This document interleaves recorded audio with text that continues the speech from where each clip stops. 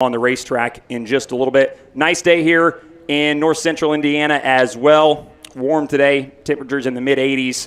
Not a cloud in the sky. Beautiful night for racing here at Kokomo. Chris, it's a homecoming of sorts for both you and I know that you have had this one circled on the calendar for just as long as I have. We, of course, were supposed to race here in May, got rained out. This is the rescheduled date. Better late than never, and we've got a great night of racing on our hands. Absolutely. Just so happy that we were able to add this back on the schedule. Kokomo Speedway, the entire O'Connor staff, thanks for accommodating us and making room in the schedule to allow us to have this rain makeup date, I should say. And, of course, anytime we can get sprint cars on track at Kokomo Speedway, they always put on a good show, and of course tonight's going to be no different. Some of the biggest names in sprint car racing have descended upon this racetrack, and excited to see what we could do. It's been a little bit since we had a wing sprint car show here at Kokomo Speedway. Of course, we remember the Race Redeem Foundation in 2021, the race that Zeb Wise won, a local Hoosier as well, who will be in the field tonight. So certainly, and then Dylan, we've also got storylines with non-wing guys saying we're going to bolt a wing on top and go wing racing, because why not when you can race for $23,000? Yeah, absolutely. Great mix of guys that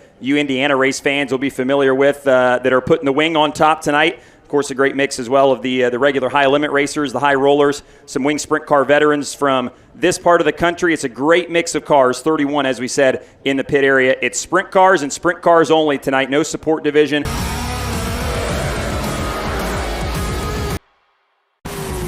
When it comes to magneto ignition performance, there's only one name that you can trust, and that's BR Motorsports Ignitioneering.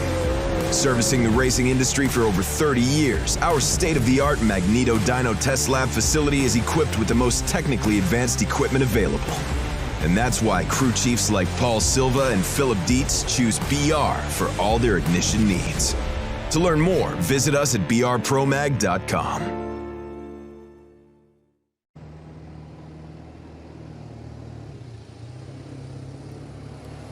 Back with you on FloRacing. Great look back in the pit area at the High Limit Sprint Car Series machines. As we said, 31 of them signed in to the pit area at last count.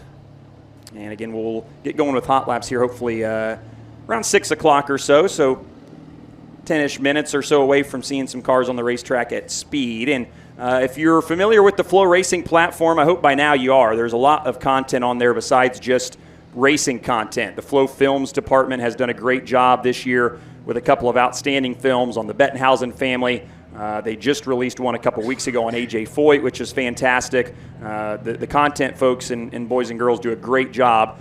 One of those platforms that you can check out, we hope you are already if you're a High Limit Sprint Car Series fan, is the High Limit Room. It's the podcast featuring myself, Kyle Larson, and Brad Sweet, series co-owners. And we try and do one about the week before each of these High Limit Sprint Car Series races, talk a lot more about just than sprint cars. So the most recent, or I should say actually from a couple months ago when we were previewing Kokomo originally, Kyle Larson had some interesting thoughts and comments on his very first trips here to Kokomo back when he was a kid that not many of us knew and was racing here weekly on Sunday nights. So we'll go to that now on FloRacing and hear Kyle's thoughts on what he thought of Kokomo when he first showed up.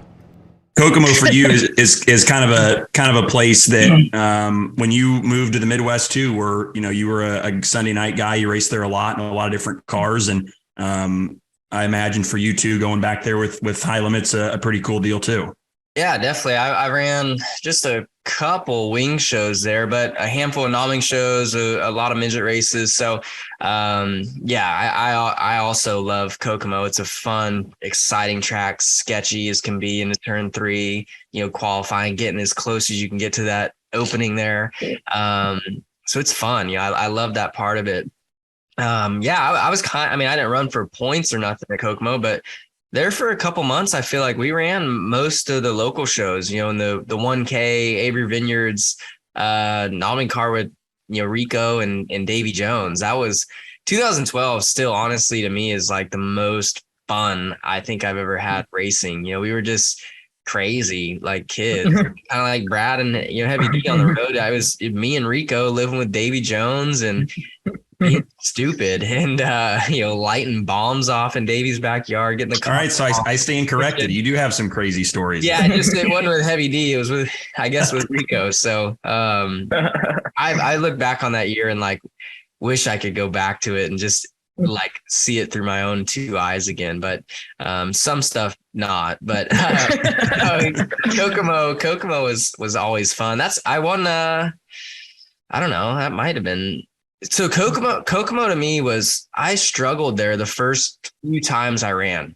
Like I would, you look at me now, like I'm pretty crazy, right? Like out of control, but also in control, look, on the edge, wreck hard, all this and that. But early, my non-wing stuff, when I would run Kokomo, I never left the bottom, never, ever left the bottom. And I would run, second, third, and was just scared of the top. And the night, I think Sean Buckley just posted it the other day. They used to have that TV series. But anyways, I won. But I remember in that race, I think I beat Grant and Scotty Weir, something like that. They were in it. But anyways, I got to the lead, I think maybe past Wyndham or something. And I got to lead and I was like, oh shit, like I can't run the bottom anymore. Like I know the top's faster. And I was so scared talking myself from the top, and ended up winning the race and was like, man, that wasn't too bad. And it was kind of good at Kokomo ever since then. So that was just a lot of fun. I like I said, I really miss that year of racing with Davey and Rico and Dalton and Dylan and Michelle. Like just living there was so much fun. Why? Hey, kiddo. Yeah. We almost killed Davey multiple times too. Why did the top scare you so much there? It was just always curbed up. And Davey runs a tight car. Like, dude, I would literally feel like I'm going to flip over backwards just by myself running the straightaway down the backstretch. Like it would wheel me up and wanted to flip over backwards. So I was always scared to move around. And I just remember 1 and 2 would be like slick to a curb. 3 and 4, you have to run straighter and it's a curb. And, you just see cars flip there a lot. So non-wing cars in general scare me. So that's why I don't race them now. But back then you had to. So you're racing your balls off for $1,400. So it's the Indiana motto right there. Yeah.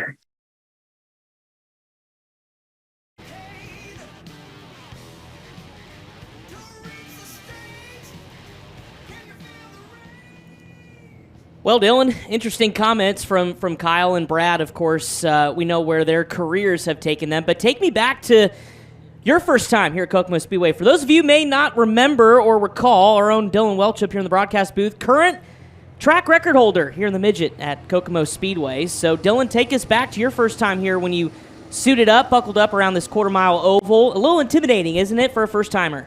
It is. It's especially in a midget, just because it is so fast. And the first time I turned laps here was 2012 at Indiana Midget Week. So the car count and field was as tough as it was going to be, of course, at that point. So it's a unique place. It's a unique shaped racetrack. The thing that we love about it, of course, and those of you who are on site or who have watched plenty of races here know, there's no place that races quite like Kokomo. It always gives us lots of options to move around and lots of exciting moments. So it's fun to race at. It's fun to drive around, but I think it's even more fun sometimes to just be able to sit back and sit up here and watch the guys who are really, really good master and tame this racetrack. So it is a sight to behold, and we don't get to see wing sprint cars here very often, but they always put on a great show here. So looking forward to seeing that later on tonight.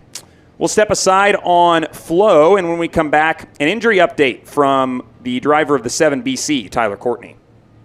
Capital Custom Trailers and Coaches. We are the #1 Renegade Toterhome dealer and the #1 Intech and Bravo Sprint Car Trailer dealer. No one sells more Toterhomes and Sprint Car Trailers than we do. Check out our complete lineup at capitalrenegade.com. If you're in the market for a Toterhome or a trailer, trust the people that are in the pits with you and that support the sport.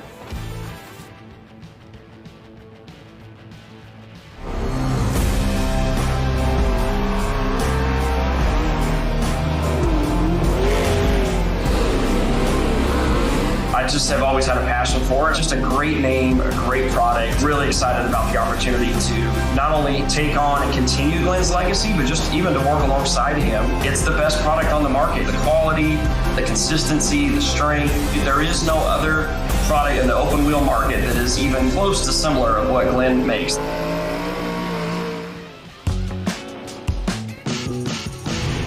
Hi, I'm Chris Forsberg, and when it comes to classics and high-performance cars, I only trust America's #1 racing oil, Valvoline VR1.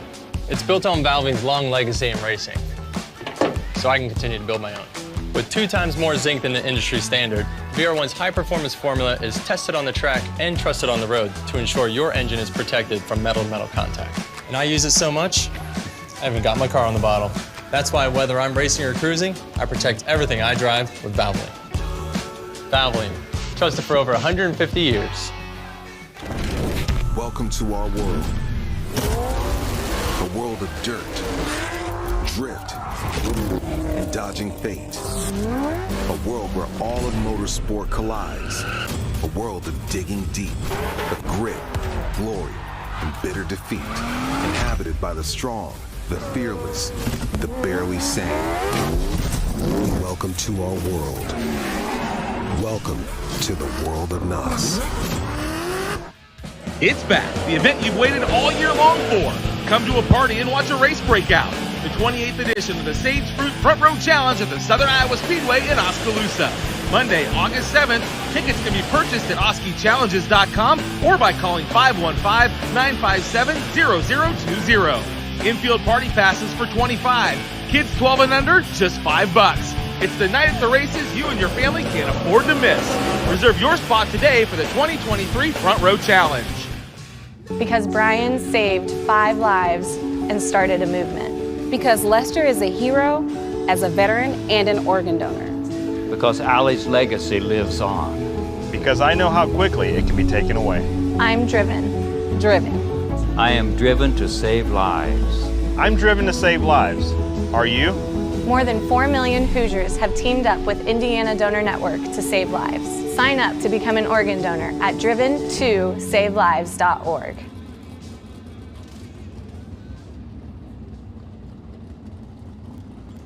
Back with you at Kokomo on FloRacing. Cars on the Speedway right now for engine heat and wheel packing before we get into Dirt Draft Hot Laps in just a little while. Dylan Welch and Chris Wilner with you upstairs in the Hasty Bake Announcers booth. Hasty Bake Grill, built in Tulsa, Oklahoma, is the oldest grill manufacturer in the United States.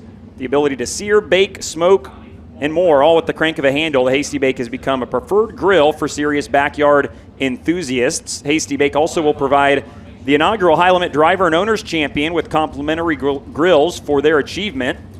And you race fans can get in on the action as well. Just visit hastybake.com, use the discount code HIGHLIMIT, all one word, during checkout for 10% off your purchase. Well, Indianapolis native Tyler Courtney, 2-time and was defending All-Star Sprint Car Circuit of Champions titleist, was injured in a crash at Eldora just earlier this month and has been sidelined for the last few races. And our Tyler Burnett from FloRacing caught up with Sunshine just a little bit ago for an update and injury report from Sunshine himself. At Kokomo Speedway with Sunshine Tyler Courtney. A lot of fans haven't heard from you in a while. Since your crash at Kings Royal, what have you been up to? How have you been healing up? How you feeling? I've been doing nothing. That's precisely what the doctor told me to do, so that's what I've been doing. And I've been feeling a lot better here the last week or so.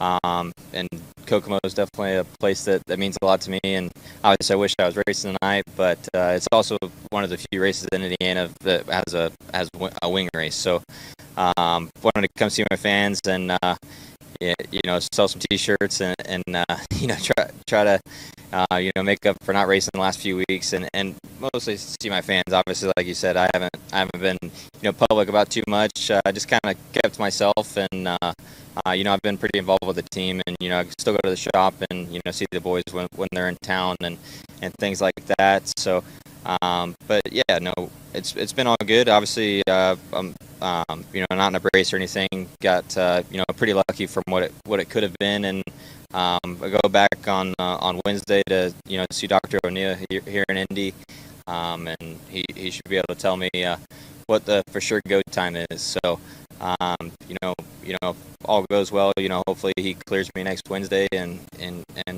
we're on the track to start racing again. But if he says we got to wait longer, we got to wait longer. It's racing's always going to be here. My health is obviously the most important, and making sure I don't further injure myself and do more damage. So but I appreciate all the fan support and everybody reaching out, and sorry for not being super public about my stuff. I just feel like it's kind of a personal thing, and that's kind of the way I wanted to keep it. And but it didn't go unnoticed that all the people reaching out and being supportive, and it means a lot. The racing community is an awesome community, and they always get behind you when you need it most.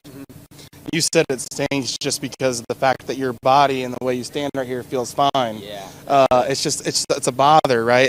And I bet you it's even more painful to watch your race car go around the track. Yeah, absolutely. It's that's the frustrating part is that I feel pretty good, but until Dr. O'Neill gives me the go ahead, I'm just gonna keep sitting here and relaxing and let myself heal. So we got Corey in the car here tonight at Kokomo. Excited to see him race. Obviously it still sucks seeing somebody else drive your race car, especially at a place that I really love, but excited to kind of, not that he doesn't get opportunities driving for Jason Myers, but to give a kid like that an opportunity to see what he can do here, on the high limit stage, and here at a racetrack that's a lot of fun. Yeah, I know you got his shirt on too, repping him. A fan tonight, but hopefully we'll get him going around here and try and get that thing in BC Park to Victory Lane. Mm-hmm. Thanks for the chat. Good to check in with you and tell your fans how you're doing. Sell some T-shirts, and we'll hopefully see you back in the car soon. You guys can go after that All-Star Championship. Yeah, appreciate it, and I'll for sure at least be at Knoxville for the 410 Nationals. At least participating as a fan, and so for all my fans that'll be there, you'll at least get to see my face a little bit there. So thank you guys once again, and we'll be back.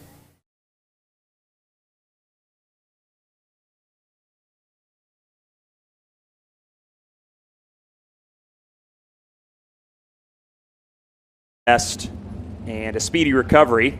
Hope to see him back in the 7BC before too long. Corey Day is in the car tonight and will be for, I believe, the remaining high limit sprint car series races. So we'll run you through a couple of the notable entries in just a moment. Kevin Thomas Jr., by the way, is the 16 car that's been having some issues getting fired. So we'll run you through the rest of the entry list. We'll take one more break on FloRacing and be back as soon as cars finish wheel packing, and we'll get cars on the racetrack for hot laps.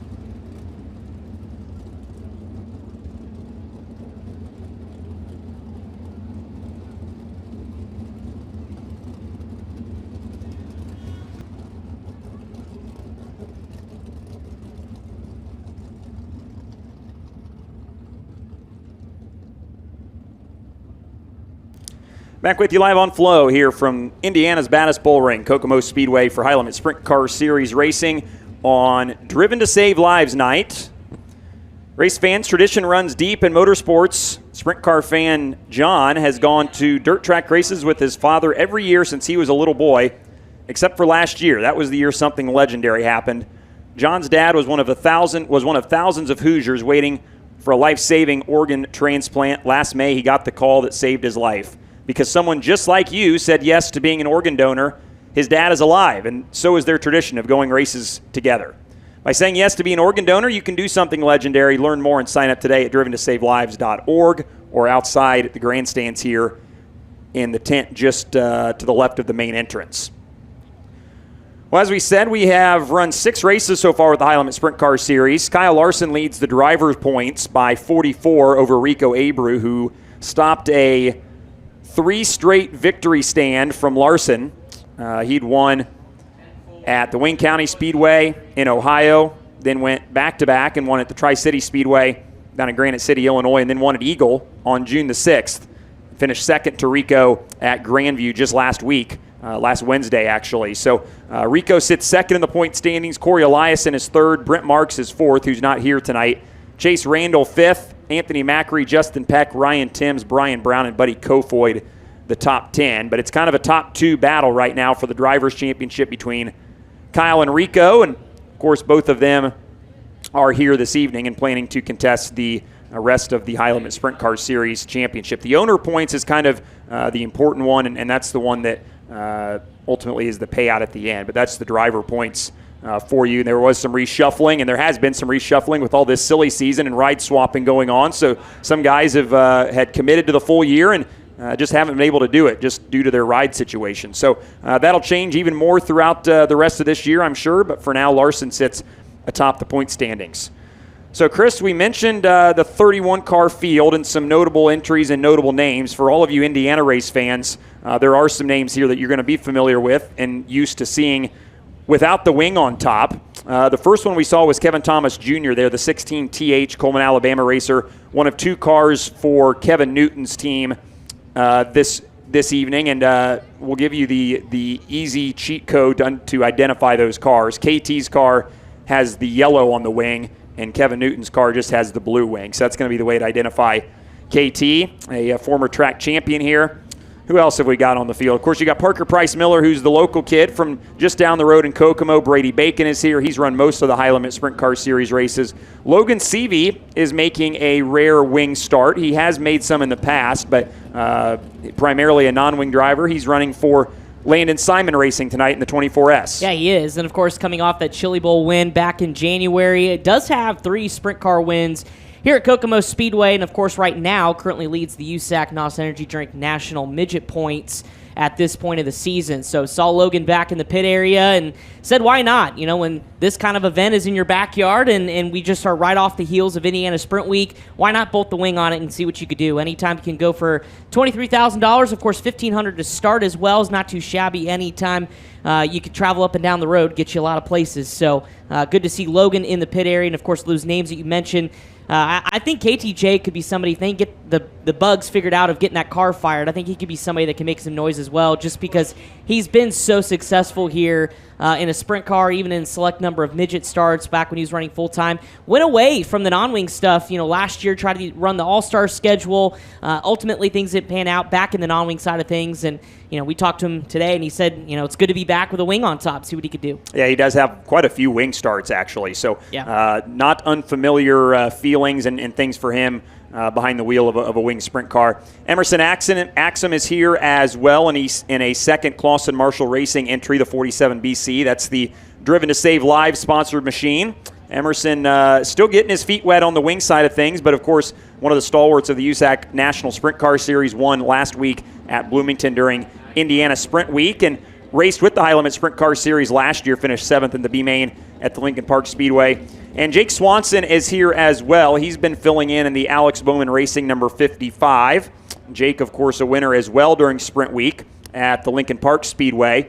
Made his very first wing sprint car start earlier this year and is getting his feet wet and learning every single opportunity he can behind the wheel of this race car. He's got Joe Gertie on the wrenches, who, of course, has been with Alex and that team for, I think, as long as it's existed. Joe's a 2-time All-Star Sprint Car Circuit of Champions champion and has multiple World of Outlaw wins, so he knows exactly what he's doing as well, trying to get Jake comfortable. So a lot of non-wing flavor, as we talked about, and a lot of guys who have wing experience, but just maybe aren't quite as comfortable as they are without the wing on top, which is somewhat counterintuitive, I think. I mean, it kind of is, but at the same time, how unique this racetrack is, anytime you can just get laps around this place, I think will pay dividends. So I think keep an eye on some of those drivers, we mentioned that may have come from the non-wing ranks, and you mentioned Jake Swanson. I mean, not only an incredible non-wing sprint car driver, but he's really picked up the wing side of things awfully quickly. I mean, obviously, as a race car driver, you want to have that adaptation level pretty quick. But you mentioned Joe Gertie. He also has a couple wins here. Actually beat the All-Stars and the World of Outlaws back when his driving days. And, of course, Jake Swanson is a 2-time USAC runner-up here at the Kokomo Speedway. So Jake could be somebody to flirt with an opportunity here when we get to the big show later on tonight. Of course, been slowly progressing in his high-limit sprint car series. Of course, also dabbling with the USAC National Sprint Cars, currently second in the third in the points. So lots of names to keep our eyes on, but excited to see who may stick their name into the ring to challenge Rico and a Kyle Larson. I mean, both have wins here as well. Don't forget Kyle. This is kind of where he began, moving away from California. He moved to Indiana, started running the Sunday night shows here at Kokomo Speedway, and really began, his trek toward where he's at in his career. So cool to see those names come back and add their name to the entry list here at the Kokomo Speedway. So an exciting event coming up here for you race fans. Super cool to be back at my home track. I know yours as well, Dylan, and see who could take home $23,000 tonight. Some of the other names that we'll talk about as we progress through the evening. We mentioned Corey Day, the fill-in driver, one of the fill-in drivers in the Clauson Marshall Racing 7BC. Just 17 years old and one of the hottest young commodities, I think, in the entire country as far as sprint car racing go. He's the NARC points leader out in California, has 10 wins total this year, 2 in the 360, and then 8 of those with the King of the West and NARC division. Had 2 top 10s last weekend with the All-Stars. We've seen him run a couple high-limit races, and this kid, he's a USAC midget winner. He's a Chili Bowl A main starter.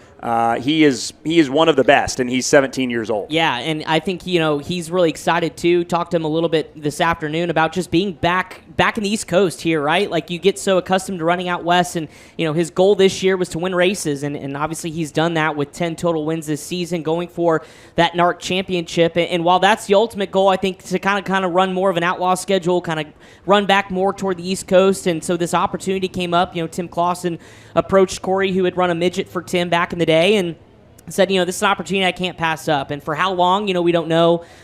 Certainly, our thoughts are with Tyler getting recovered and back behind the wheel. But again, any opportunity you can sit in a championship-winning car in a seat like that, will up your game, exponentially. So Corey Day, we know the talent he has. Of course, he made one start with us back at Eagle, got a top 10 there at the Eagle Raceway. So he's got the speed. Now what can he do in a championship caliber ride like that 7BC? And he's been racing for Jason Myers out in California, former World of Outlaw champion, and they've started to travel with that car. I think anybody who watches sprint car racing understands that there's a difference in level of competition between what's in California and what's when you go east. And it's not a knock on California. It's just different. It's different racetracks. It's different drivers. It's guys who race a lot more than a lot of the guys do in California. So the competition is just different, and it takes some time to adjust to. So it's been great to see Corey kind of start to travel a little bit east with the Jason Myers car. And now, as you said, an opportunity here to fill in with the car that has won a championship in this part of the country a couple of times, and an organization obviously that's had a lot of success here as well on both the non-wing sprint car side and the USAC midget side. So Jake Argo still turning the wrenches down there for the 7BC, and it's been enjoyable to watch Corey this summer, and excited to see what he can do tonight. Also have Byron Reed in the pit area, the 8-time Attica Speedway champion, final year of competition, won his very first All-Star race here 24 years ago, 1999. Was talking to him. He said, I've been here, but racetrack was a lot different back then. It was still old flat Kokomo. The cars themselves were a lot different, but it's good to have Byron with us, one of the all-time greats here in the Midwest, of course, an Ohio legend. And as we said, his final year here, still looking for his first win of the year, had his best result of the season last weekend at Attica, finished second. He's currently second there in track points at Attica as well. But he said, I really want to win in my final year. So great to have him with us in the pit area. He'll be in the familiar all-black number 5.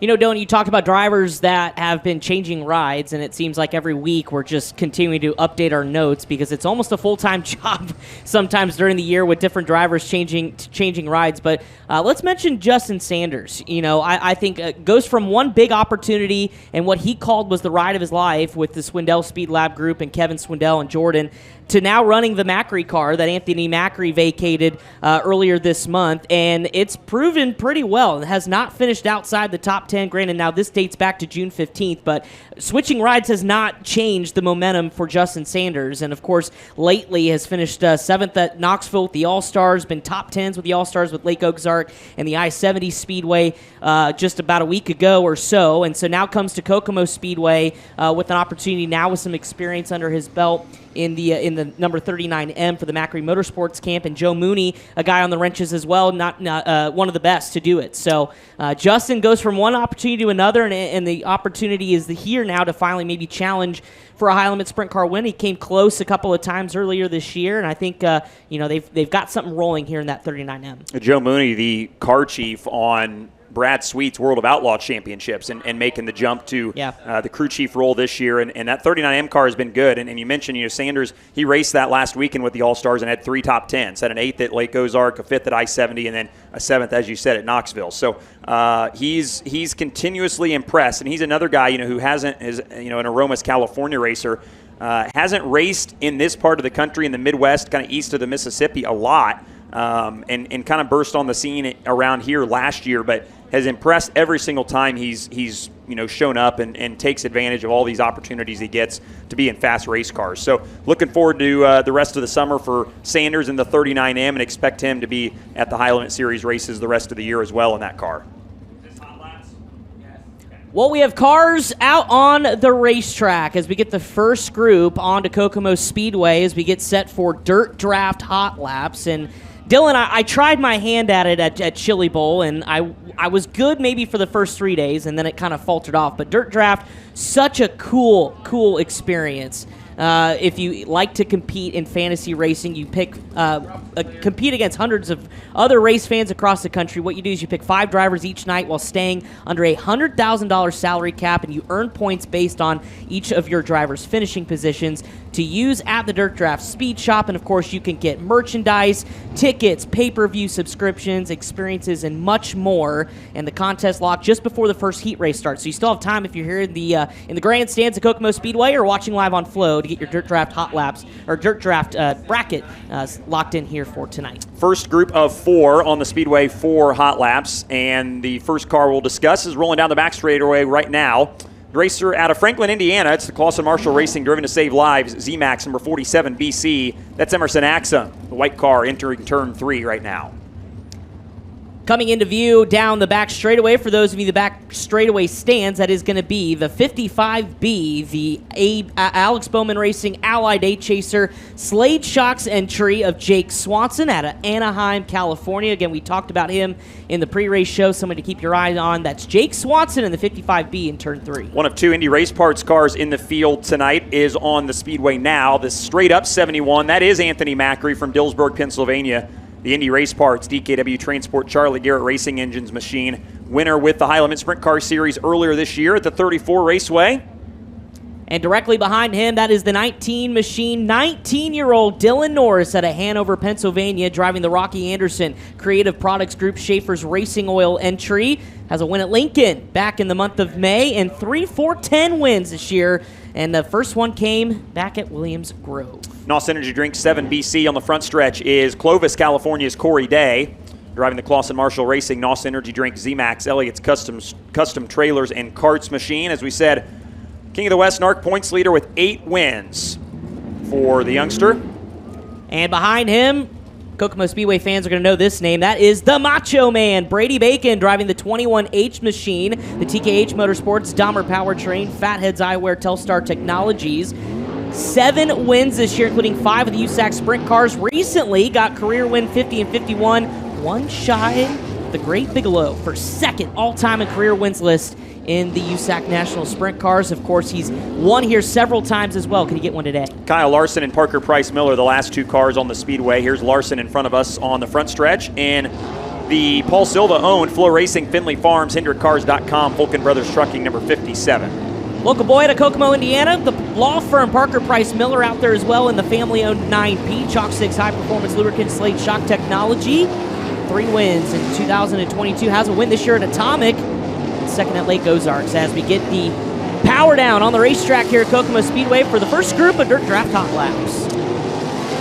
So the non-wing sprint car track record here was set last summer during Indiana Sprint Week, which was a 12.284, and I'm still waiting on confirmation of what exactly the wing sprint car track record is. I had it as a 10.950 set by Sammy Swindell. So that's kind of the mark that we're going to watch here as the racetrack continues to get worked in and the times continue to drop.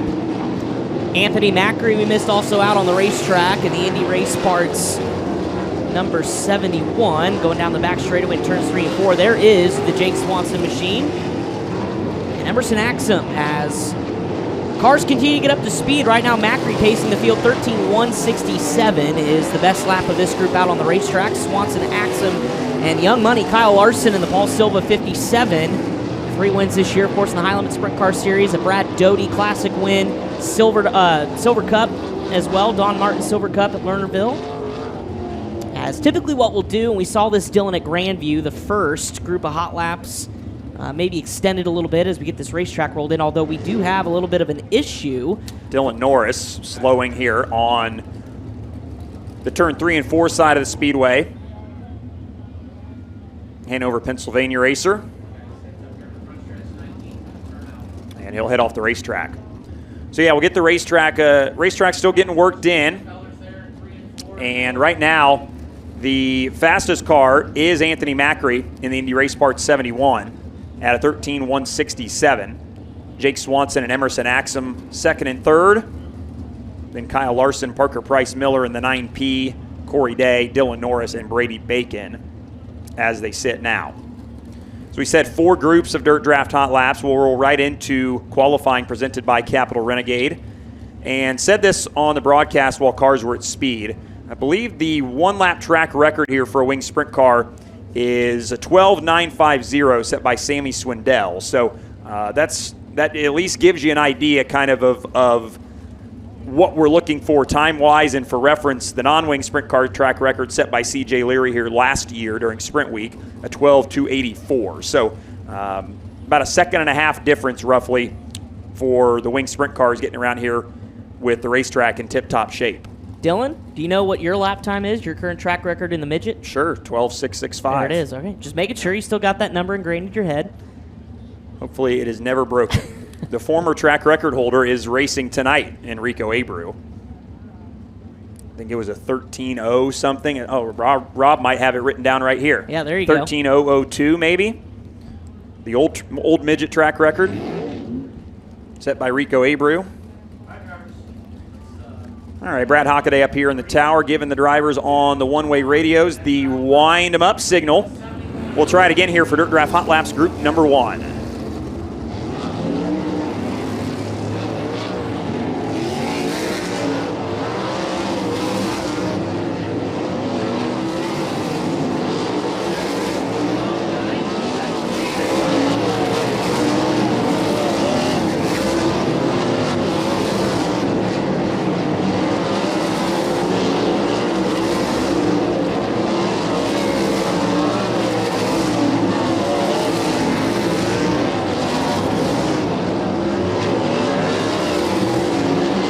There we go. Time starting to drop into the 11-second bracket. An 11.724. Corey Day leading the way in the NOS Energy Drink 7BC. Brady Bacon and Kyle Larson jump to second and third as the white flag waves for our first group of hot laps. Just continues to show how impressive young Corey Day is anytime he gets behind the wheel. There's a reason why Tim Clausen tabbed him as the driver of his sprint car, chasing, of course, the USAC National Sprint Car Series, but bolt the wing on to go for some money here tonight. Brady Bacon to the top of Dirt Draft Hot Laps there as the checkered flag falls. 11.661 for the driver of the 21H. The Macho Man, Brady Bacon, leading Dirt Draft Group number 1. Kyle Larson second quickest at an 11.675. Then Parker Price Miller third quick at an 11.689. Corey Day bumped to fourth. And Anthony Macri rounds out the top 5 with Emerson Axum, Jake Swanson, and Dylan Norris, who went off the racetrack there early on. The 8 cars to complete their laps for hot lap session number 1. They will be the first qualifiers. In just a little bit, Corey Day, Jake Swanson, and Anthony Macri will be the first 3 to lead us off in Capital Renegade qualifying. That's a $300 prize, by the way. Right where it's changing colors. And cars already rolling onto the racetrack for Dirt Draft Hot Laps Group number 2. And the first one onto the Speedway calls Visalia, California home. In the Crouch Motorsports High Plains Building Division Mobile 1, number 11, that's Corey Eliason. Now entering the racetrack, the driver that hails out of Farmersburg, Indiana, nicknamed Scootin', that's Kevin Newton in the 16TH, the Honest Abe Roofing Metal Supply Depot, Bennick Enterprises entry. And we talked about this, I think, earlier in the year. You see the Honest Abe Roofing logo and colors on not only these race cars, of course, but Logan Seavey's non-wing sprint car for Bennick Enterprises. Kevin Newton, who drives this 16TH car, is Honest Abe. Like, he's the guy. He owns that company, and he's a great racer in his own right. Former Neymar's national midget champion. First year in 410 sprint cars, so still kind of learning his way through these race cars. But he's been a great ambassador to the sport the last couple of years, and great to have him in the field behind the wheel tonight. Absolutely. Driver coming down the back straightaway at this point, driving that black and blue car number 24. 24S it should be. That's Sutter, California's Logan Seavey in the Landon Simon Racing, East Mountain Transport, the Hayloft entry, and of course, former national midget champion, Chili Bowl champion this past January, and currently running really well with the USAC NOS Energy Drink National Midgets and Sprint Cars, coming off a solid performance at Sprint Week. I can already see us having problems up here misidentifying Logan Seavey and Cole Macedo in the 21T. We'll get to him in a minute. On your screen on Flow and working his way into turn number 3, that's Leduc, Alberta, Canada's Skylar G in the Dirt Sharks Ohio Valley Stave machine. 3 wins for him this year, 1 at Attica and twice at Fremont. Yeah, so let's go back. That's the 21T of Cole Macedo, Lemoore, California's Tarleton and Sons entry, the Complete Parts Durst Incorporated sponsored car. Of course, 4 King of the Wing NARC wins this season, coming back us, and we've seen him several times with the Highland Sprint Car Series this year. Jeff Dodge on the backstretch, the yellow 77 out of Colorado Springs, Colorado. That's the Lamb Excavating Diamond Equipment Skills USA machine. Said that yellow car was inspired by the old Eldon 22 Pennzoil car driven by Jack Hodenshield and the Pennzoil cars of the Indianapolis Motor Speedway and Rick Mears. So I love seeing yellow race cars. We don't have very many of them, so good to see that race car and have Jeff Dodge with us. Shane Stewart back behind the wheel of an Indy Race Parts number 71X machine. Has Chad Baseflug on the wrenches, former USAC Sprint Car competitor. I think the only one we missed in this group is Chase Randall in the 9, working into turn number 1 right now, Waco, Texas racer, and the Bush's Chicken Iron Wolf Easy Print number 9. A couple wins for Randall at Eagle this year, or at Huset's, I should say. Speaking of Chase Randall, quickly went to the top, but as the checkered flag falls, times continuing to rapidly fall. Everybody's final lap is their quickest, but right now it's the 21T of Cole Macedo. Cole Macedo, the Tarleton entry, 11.408 for Cole Macedo. Logan Seavey jumped up to second quick on his fourth and final lap. Corey Eliason, Chase Randall, and now that bumps Brady Bacon back to 5th. So to your point, the guys that don't have a ton of wing experience but have laps here at Kokomo, those laps paying dividends. Logan Seavey giving the Simon 24 a good run here in hot laps. About a 10th off Cole Macedo's 11.408. That's the time to beat as we're halfway through hot laps. 2 down, 2 to go. Group 3 of Dirt Draft hot laps. Firing off in the chute on the backstretch. And again, Group 1 cars will be assuming their position in staging as well. We'll roll right into Capital Renegade qualifying. Such a good shot there for those of you watching on FloRacing. The back straightaway grandstands, one of the recent development or recent improvements over the last several years. Always full anytime we have cars here at the racetrack at Kokomo Speedway. Good to see all the great fans out here this afternoon. Yeah, great to have you all here with us on the midweek show. And I was looking over in 3 and 4 and reminded that Kokomo SmackDown's coming up here. It is August, so at the end of this month now. So I hope all of you have got your tickets and are ready to go SmackDown racing for even more money this year. The ticket continues to be raised, and the pot of gold continues to get higher for the SmackDown. First cars on the racetrack here for group number 3. The 37 of Bryce Norris is working his way down the back straightaway and into turn number 3, Terre Haute, Indiana racer. Platinum Lawn Care, Russ Fisher Truck Parts, Culver's of Terre Haute machine. Also out on the racetrack behind, that is the 2MD. That is the entry for Cap Hendry, Republic, Ohio. Fuzz Lions on the crew chief, the Mark Daly Amelie Oil Tubbo Towels sponsored car. 6 wins, 4 at Fremont and 2 at Attica this year. Also is the Attica track points leader at this point of the season. just rolling onto the racetrack in turn 3. That's the 16 TH with the yellow wing, Kevin Thomas Jr. Good to see that car under power after some issues in hot laps. Coleman, Alabama racer, the Honest Abe Roofing Metal Supply Depot Bennick Enterprises machine for the former track champion here in local competition at Kokomo and former winner of the Kokomo Smackdown in the same year, 2016. Speaking of a winner at Kokomo Speedway, the guy who did it with the All-Stars back in 2021, that is Zeb Wise in car number 26, the Angola, Indiana native, driving the Rodine Racing, Race Rodine Foundation, Sundollar Restoration, Hager Realty Special. Justin Sanders on the front stretch in the 39M, Aromas California pilot. The Macri Motorsports C&D Rigging J&S Classics Valley Supply, number 39M. Byron Reed behind him out of Monclova, Ohio, in the Crown Battery entry. Will be out in this group. Good to have Jamie Veal with us as well in the front stretch. The black 17 AU from Warrnambool, Victoria, Australia. 4th place finish for him at 34 Raceway with the All-Stars, his best effort of the season. Also out on the racetrack, the 3J Zoom Dusty Zomer out of Sioux Falls, South Dakota, with Danny Lasowski on the wrenches, driving the Zomer Trucking ACS Roofing Primetime Express. Has a win at Husitz just about a week and a half ago. Good to see him back with us. Actually had one of his best runs up at Eagle, winning his first heat race with the High Limit Sprint Car Series, made his first dash, had a good run in the feature as well. Dylan Norris is rolling on to the Speedway. He had issues, if you remember, earlier in the program, so that car appears to be fired back up.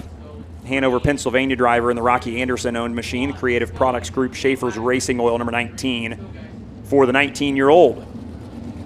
Wind him up signal for Dirt Draft Hot Laps Group number 3.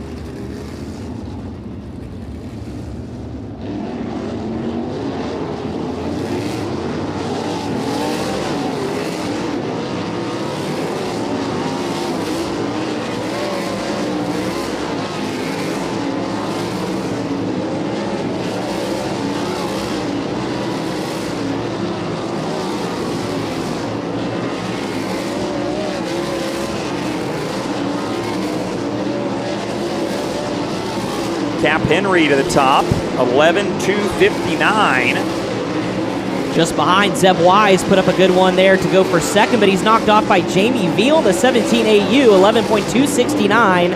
100th of a second behind Cap Henry. Track still with plenty of speed and building speed as we go.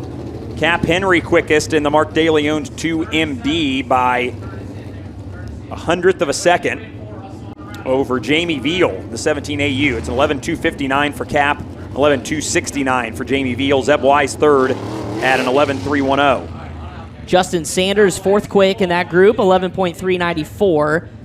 And Group 3's quickest is now down to fifth. That's Cole Macedo. So each group getting faster and faster here at Kokomo Speedway. With our fourth and final group of Dirt Draft Hot Laps coming out on the racetrack next, before we turn things around and go qualifying. And the first car out on the track is our most recent winner in the High Limit Sprint Car Series 6 days ago at the Grandview Speedway in Pennsylvania. He's out of St. Helena, California. And the Spankins Motorsports El Bandito Yankee Tequila Pepper Jack Kennels number 24. It's Rico Abreu.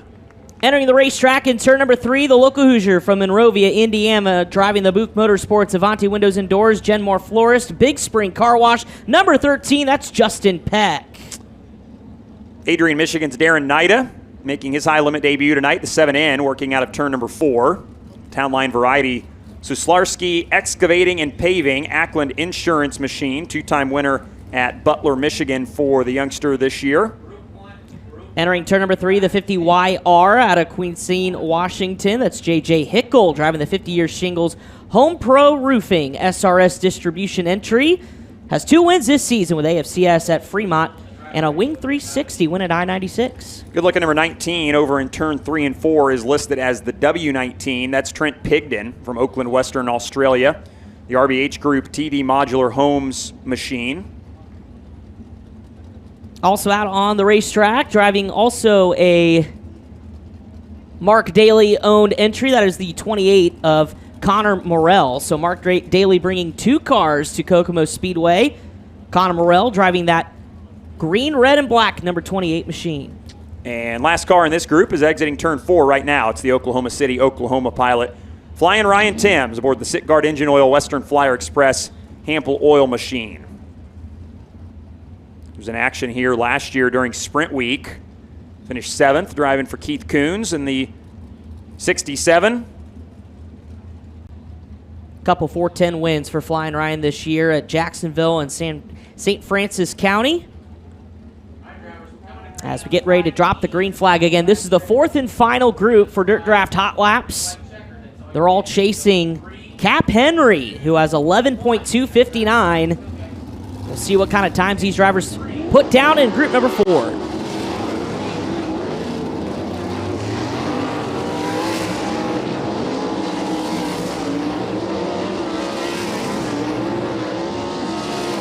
Car slowing, exit at turn 2. It's Darren Nida who comes to a stop.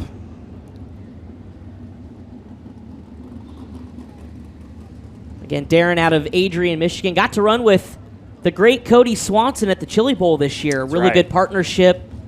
Learned a lot. Talked to him, a part of our Flow broadcast, and said it was surreal to share the pits with a guy like Cody, but a wealth of knowledge certainly has helped young Darren Nida in his early career. And we see these problems, and we were talking to him in the pits. Yesterday, this car that he's driving right now was a bare frame. He raced at Paragon twice over the weekend with Fast on Dirt Series and got upside down on Saturday. And they had to strip the car down, had to go back to Michigan, back home, to strip the car down. Noon yesterday, it was a bare frame. So not sure if that's a cause of the issue, but said it was a bit of a thrash just to get everything ready. And they wanted to come, so they wanted to make sure they were ready and got ready in time. But hopefully Nida with a problem that's not unfixable back there in the pit area, and we'll see him at the very end. He's the very last car to qualify, so if nothing else, his late draw may help him here. Just make sure he gets back out on the racetrack. Green flag back out for hot lap session number 4 here at Kokomo.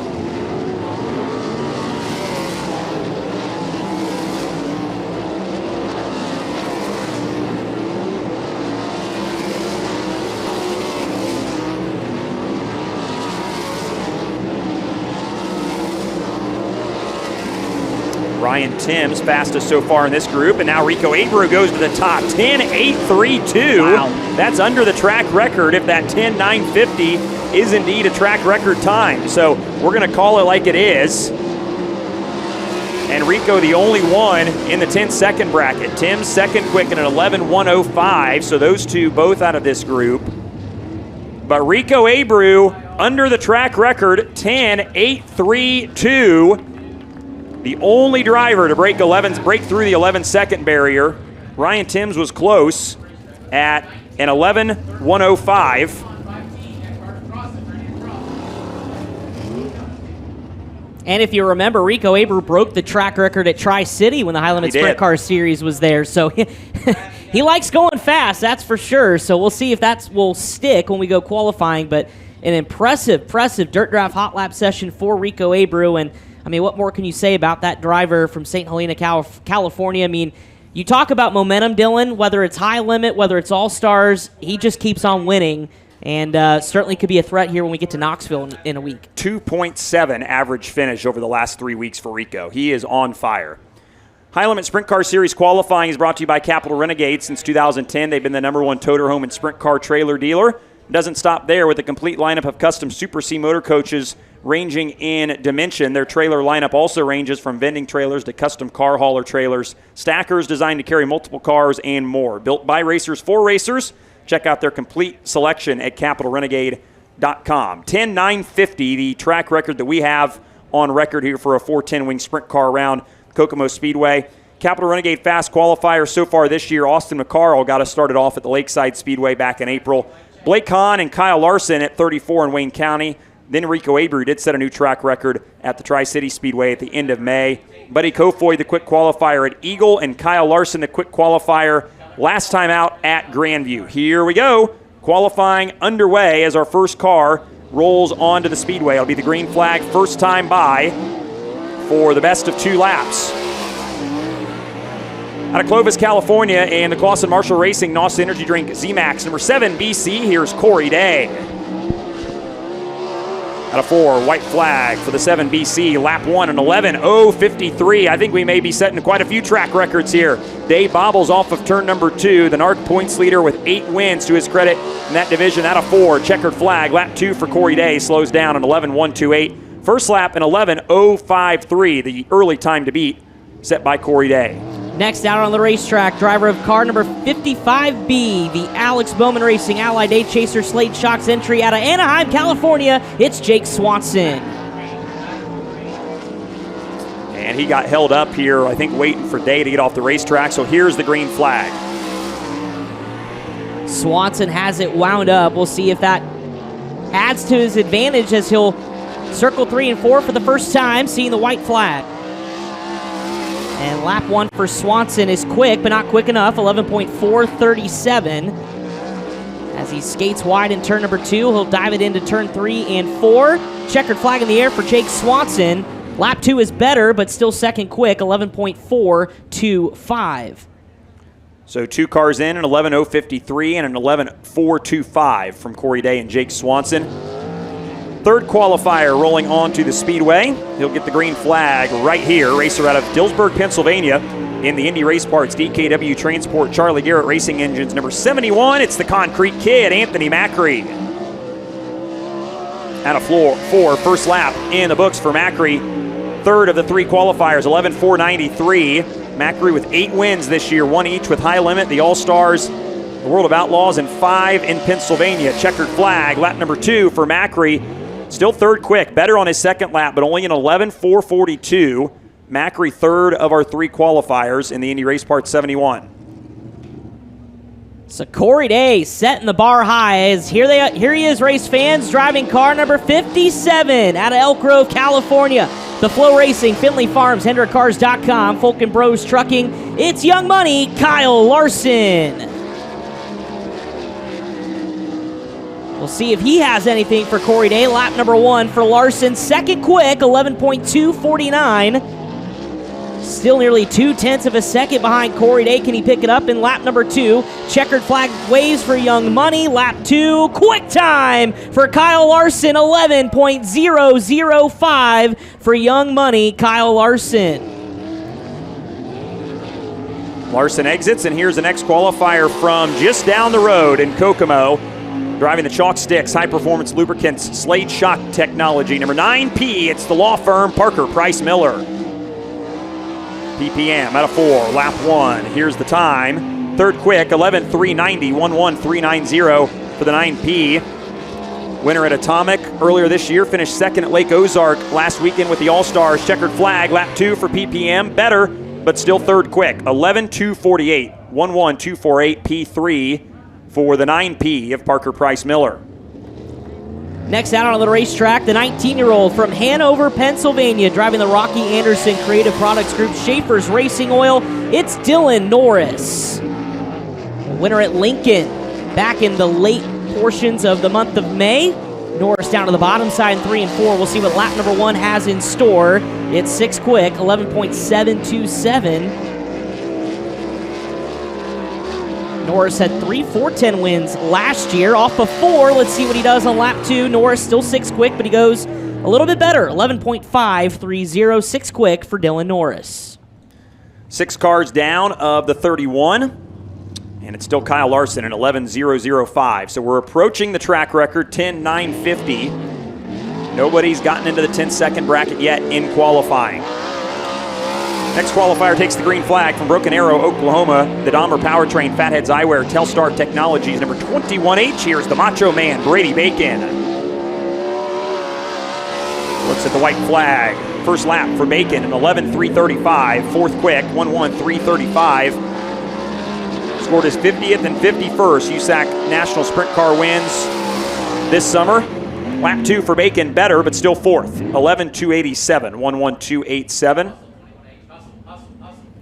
Coming out on the racetrack, going to try to challenge his teammate for a top spot here in qualifying. Driving car number 47 BC, the Franklin, Indiana native, driving the Clausen Marshall Racing, driven to save lives, Z-Max entry. It's Emerson Axum.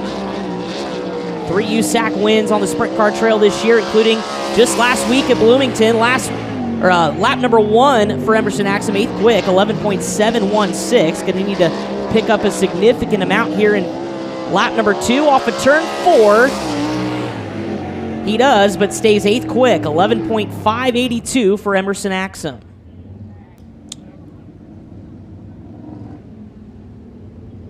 Next car rolling onto the speedways. We've concluded the Group 1 batch of qualifying cars, if you will. Everybody qualifying against each other, but that's just the first group of hot lap cars that's done with their qualifying attempt. Up next, from Lemoore, California, the Tarleton Sons Complete Parts Durst Incorporated 21T. Here's Cole Macedo.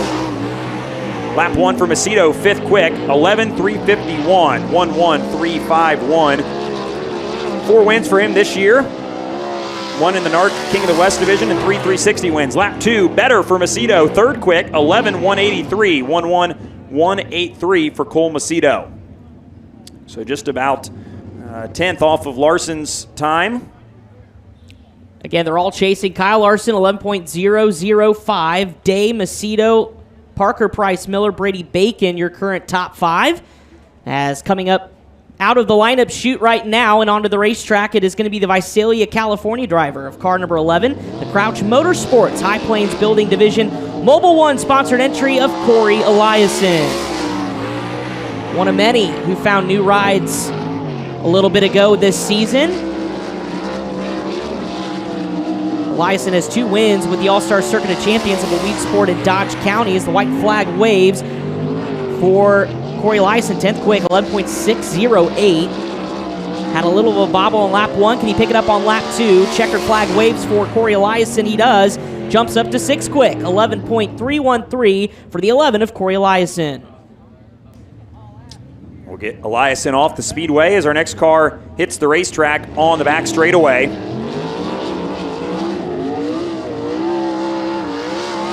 Green flag for the driver from Leduc, Alberta, Canada, the Dirt Sharks, Ohio Valley Stave, number 99. Here's Skylar G.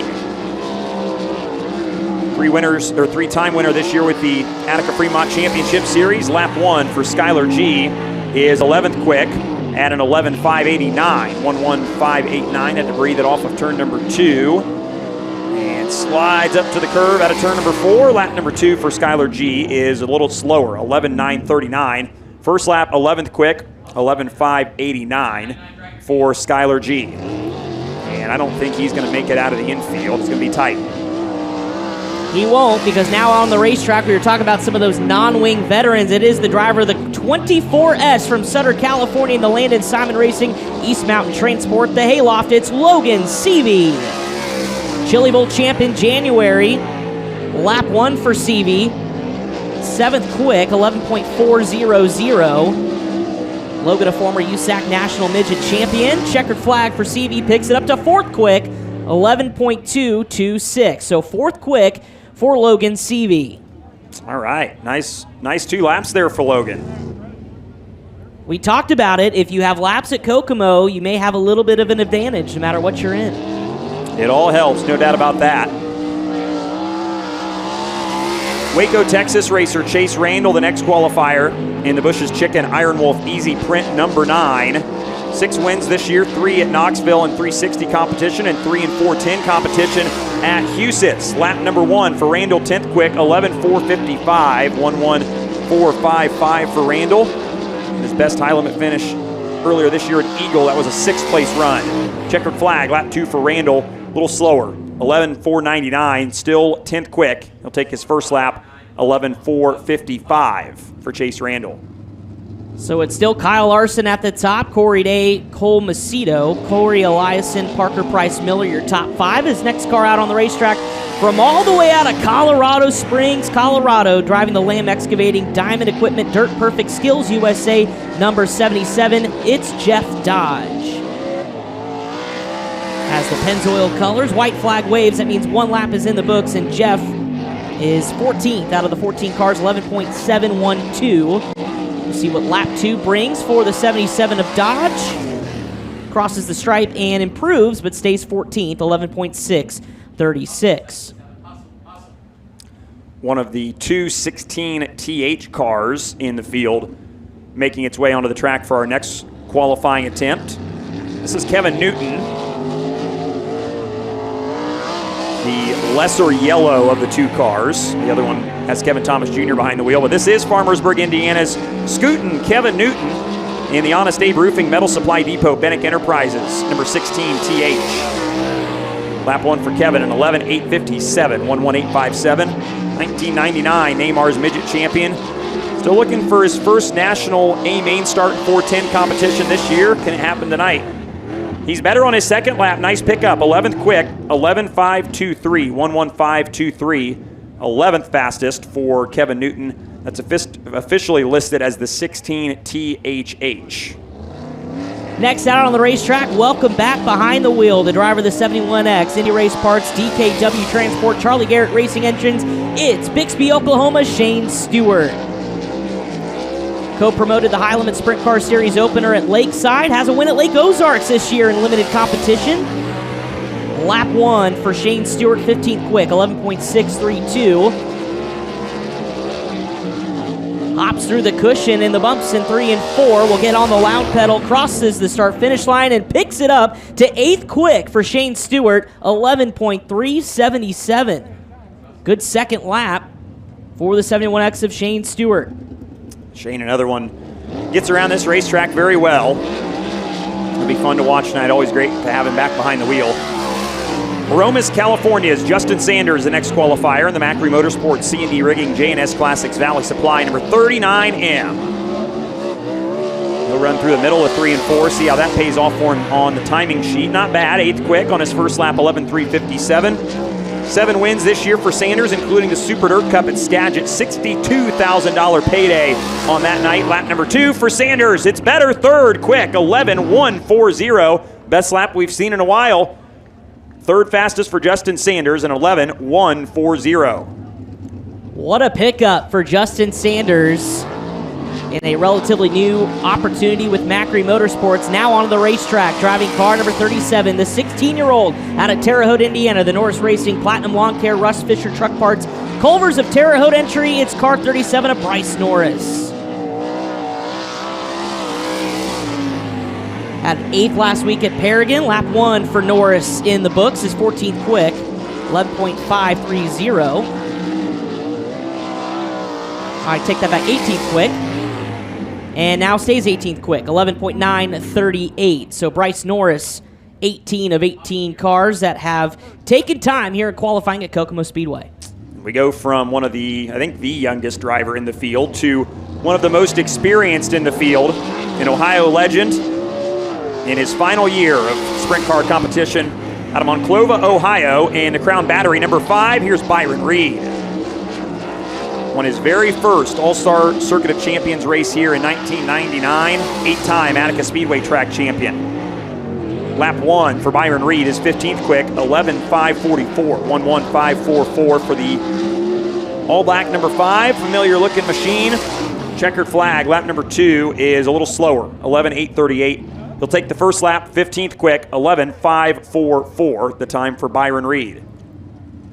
So as he exits stage right here at Kokomo Speedway, slowly coming out on the racetrack, out of the chute, it's car 3J out of Sioux Falls, South Dakota. Zoomer Trucking, ACS Roofing, Prime Time Express. It's Zoom Zoom, Dusty Zomer. Impressed us all at Eagle Raceway with a heat race win. As he turns 3 and 4, lap 1 for Dusty Zomer is 13th quick with 11.464.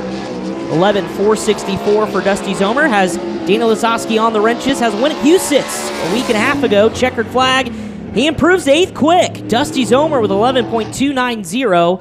11.290 for Dusty Zomer. 8th quick out of the 20 cars that have taken time. One of a couple Australians in the field is making his way onto the Speedway now for his qualifying attempt. Out of Warrnambool, Victoria, Australia, in the SWI Machinery Monty Farms 17 AU, here's Jamie Veal. Jamie's traveled to the States for several years during the summer, competed all across the country. He's 11th quick on his first lap, an 11.394, 11394. Best result for him this year is a 4th at 34 Raceway with the All-Stars. Lap 2 for Jamie Veal. Slows down just a little bit, 11.491. First lap good enough for P11. Time is an 11:3.94 for the 17AU of Jamie Veal. Next out on the racetrack, driving the Mark Daly Amalie Oil Tub of Towels, number 2 MD. It's Republic, Ohio's Cap Henry. Cap Henry in the 2 MD. Joined us at Grandview with a top 10 finish, so Mark brought him back. Lap 1 for Cap Henry is 10th quick, 11.376. Also 6 wins on the year away from us, 4 at Fremont, 2 at Attica. As the checkered flag waves, can he improve? He does. 4th quick for Cap Henry, 11.164. Cap Henry puts it 4th on the board. Cap has been making that car go in just a couple starts. You mentioned a good run at Grandview. Nice qualifying effort for the Republic, Ohio driver. Green flag for the driver from Coleman, Alabama in the Honest Abe Roofing Metal Supply Depot, Bennick Enterprises, 16 TH. Here's Kevin Thomas Jr. Two-time winner this year in non-wing sprint car competition. His first lap time tonight at Kokomo is down the leaderboard, 22nd, 11.728. 117.28 for the former weekly track champion here at Indiana's Baddest Bull Ring. Much better, lap number 2. He breaks all the way up to 5th, 11.175. Nice pickup for KTJ. Puts the 16 TH into the top 5 for now. Certainly a night saver when you've had issues early on for KTJ. Is next out on the racetrack, a former winner here at Kokomo Speedway in the Race Rudine Foundation race. 6 in high limit points. It's car number 26 out of Angola, Indiana. The Rudine Racing, Race Rudine Foundation, Sundollar Restoration, Hager Realty. It's Zeb Wise. Lap 1 for Zebby, getting up to speed.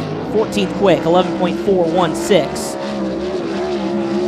6th in high limit points, had a best of 2nd at 34 Raceway. Checkered flag waves, and Zeb Wise jumps up inside the top 10 to 8th. 8th quick, 11.242. 11.242 for Zeb Wise. That'll slot him into the 8th position. 7 more cars remaining in qualifying. It's an 11.005 set by Kyle Larson. That's the time we're aiming for here in Capital Renegade qualifying. Next driver up to take a shot at that mark is out of Oklahoma City in the Sitgard Engine Oil Western Flyer Express Hample Oil, number 5T. Here's Ryan Timms. Out of 4, white flag waving for the 5T. He's 23rd, 11.602, 11.602 for Ryan Timms. 5-time winner this year.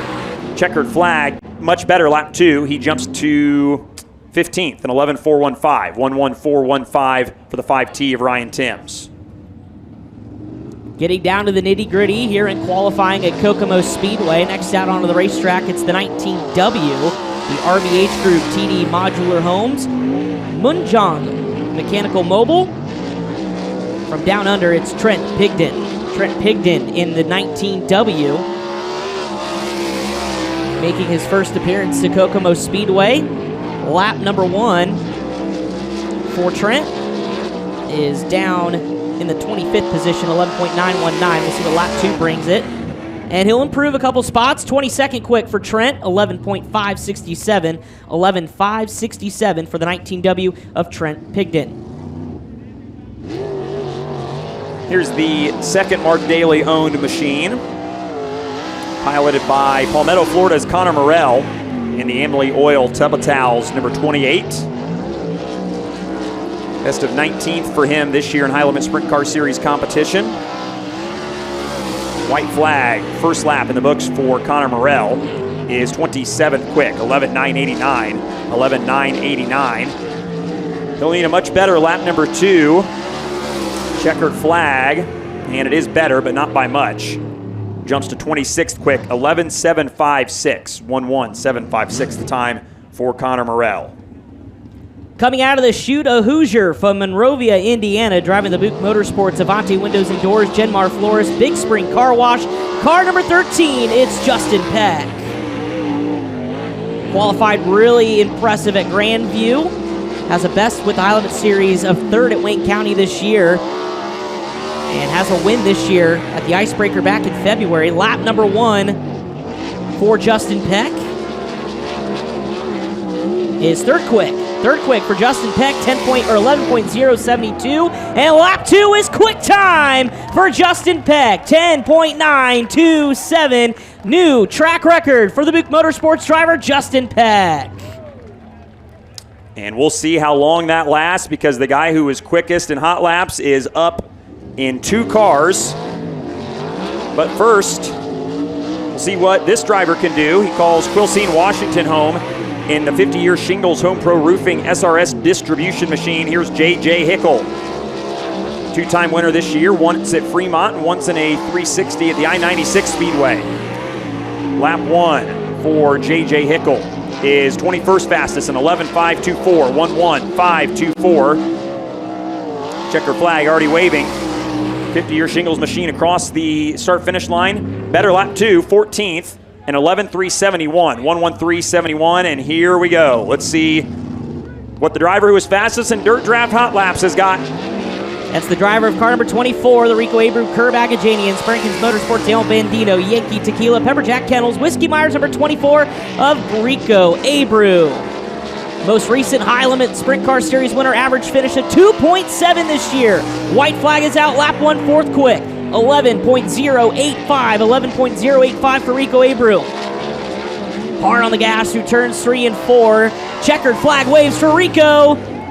Second quick, just by that much, 10.993 to Justin Peck's 10.927. Rico Abreu, second quick, 0.06 of a second for the driver to St. Helena, California. Good effort. That makes Justin Peck's lap even more impressive because that looked like a track record lap for Rico. He was hammering the top side. Final qualifier, aiming for an 11 or a 10.927. Here's Darren Nida up to speed after some issues in hot laps. The Adrian, Michigan racer in the 7N. Lap number 1 for Nida is 12.775, 12.775 in the Town Line Variety Sluslarski excavating and paving machine. Lap number 2 is better, but still 31st, 12.184 for the 7N of Darren Nida. Well, we got a track record out of the deal. I think that's about all you can ask for in qualifying here, presented by Capital Renegade, picking up the $300 prize aboard the Avanti Windows and Doors, Jinmar Flores, Big Spring Car Wash number 13 from Monrovia, Indiana. How about it, race fans? Justin Peck, your quick qualifier. Rico Abreu, second quick. Kyle Larson, your top 3, followed by Corey Day. Justin Sanders will be your top 5 qualifiers.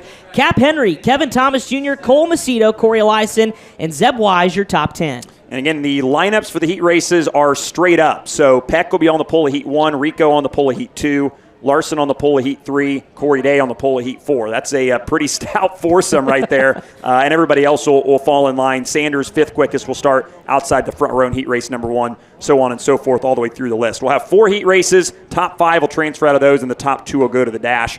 We'll set the stage and the lineups for you just a little bit later on, but for now, we'll step aside on FloRacing. Catch our breath, and hope you can catch yours too. Stop by the concession stand or merchandise row or the Driven to Save Lives tent. We're live from the Kokomo Speedway. Racing is up next as a special guest arrives on the property just over turns 1 and 2.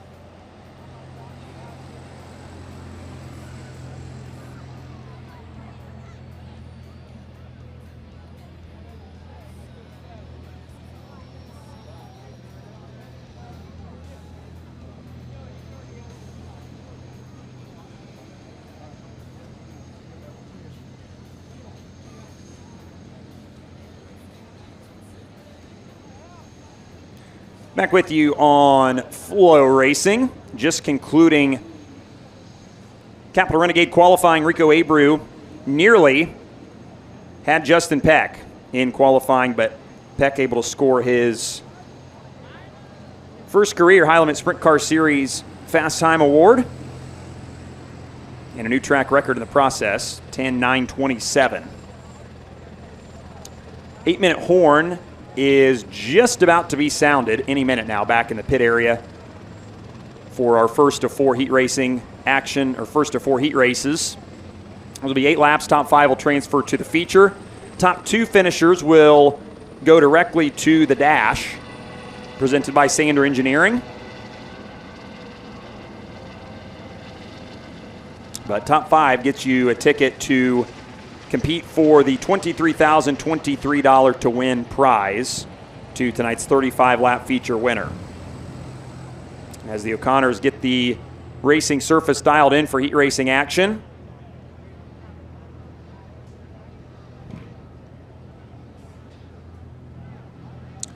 As we said, that's the second track record set this year in qualifying. Rico set one himself at Tri-City Speedway down in St. Louis. And qualifying here at Kokomo, always edge of your seat action, always a lot of fun.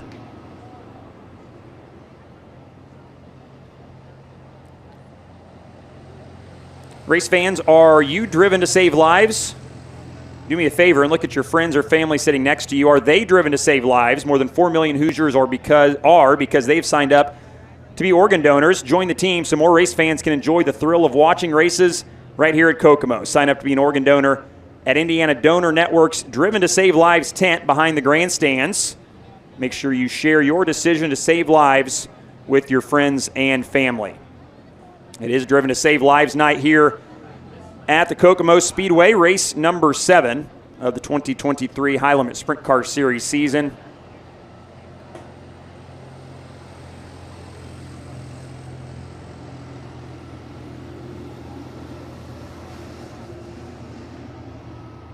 And the water's been turned off of the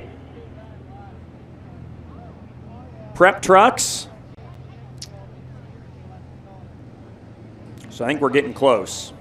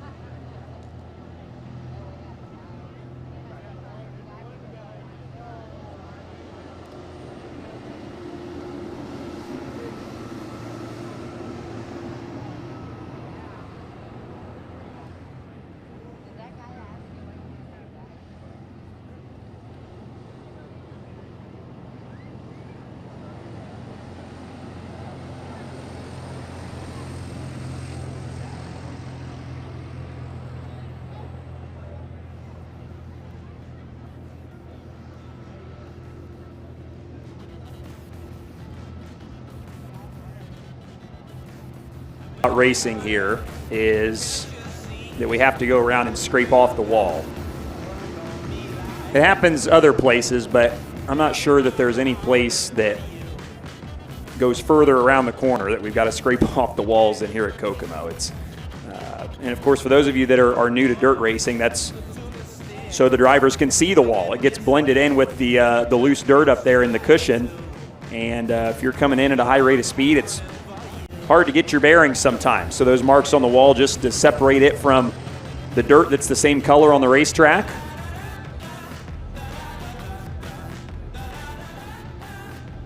And the guardrail too, I was talking to Rob Goodman, who's the regular track announcer here at Kokomo. The guardrail on top of the concrete barrier was installed, I believe he said last year, just when they were having the late model races here, and those guys would go up there and knock the back deck off those cars, and it kind of keeps that from happening. It keeps them from getting up over the wall, and then it kind of also changes the angle of the wall if a car was to get upside down and come down and land on that wall. It's not such a such a brunt surface or a flat surface. So safety and other things in mind when making that decision.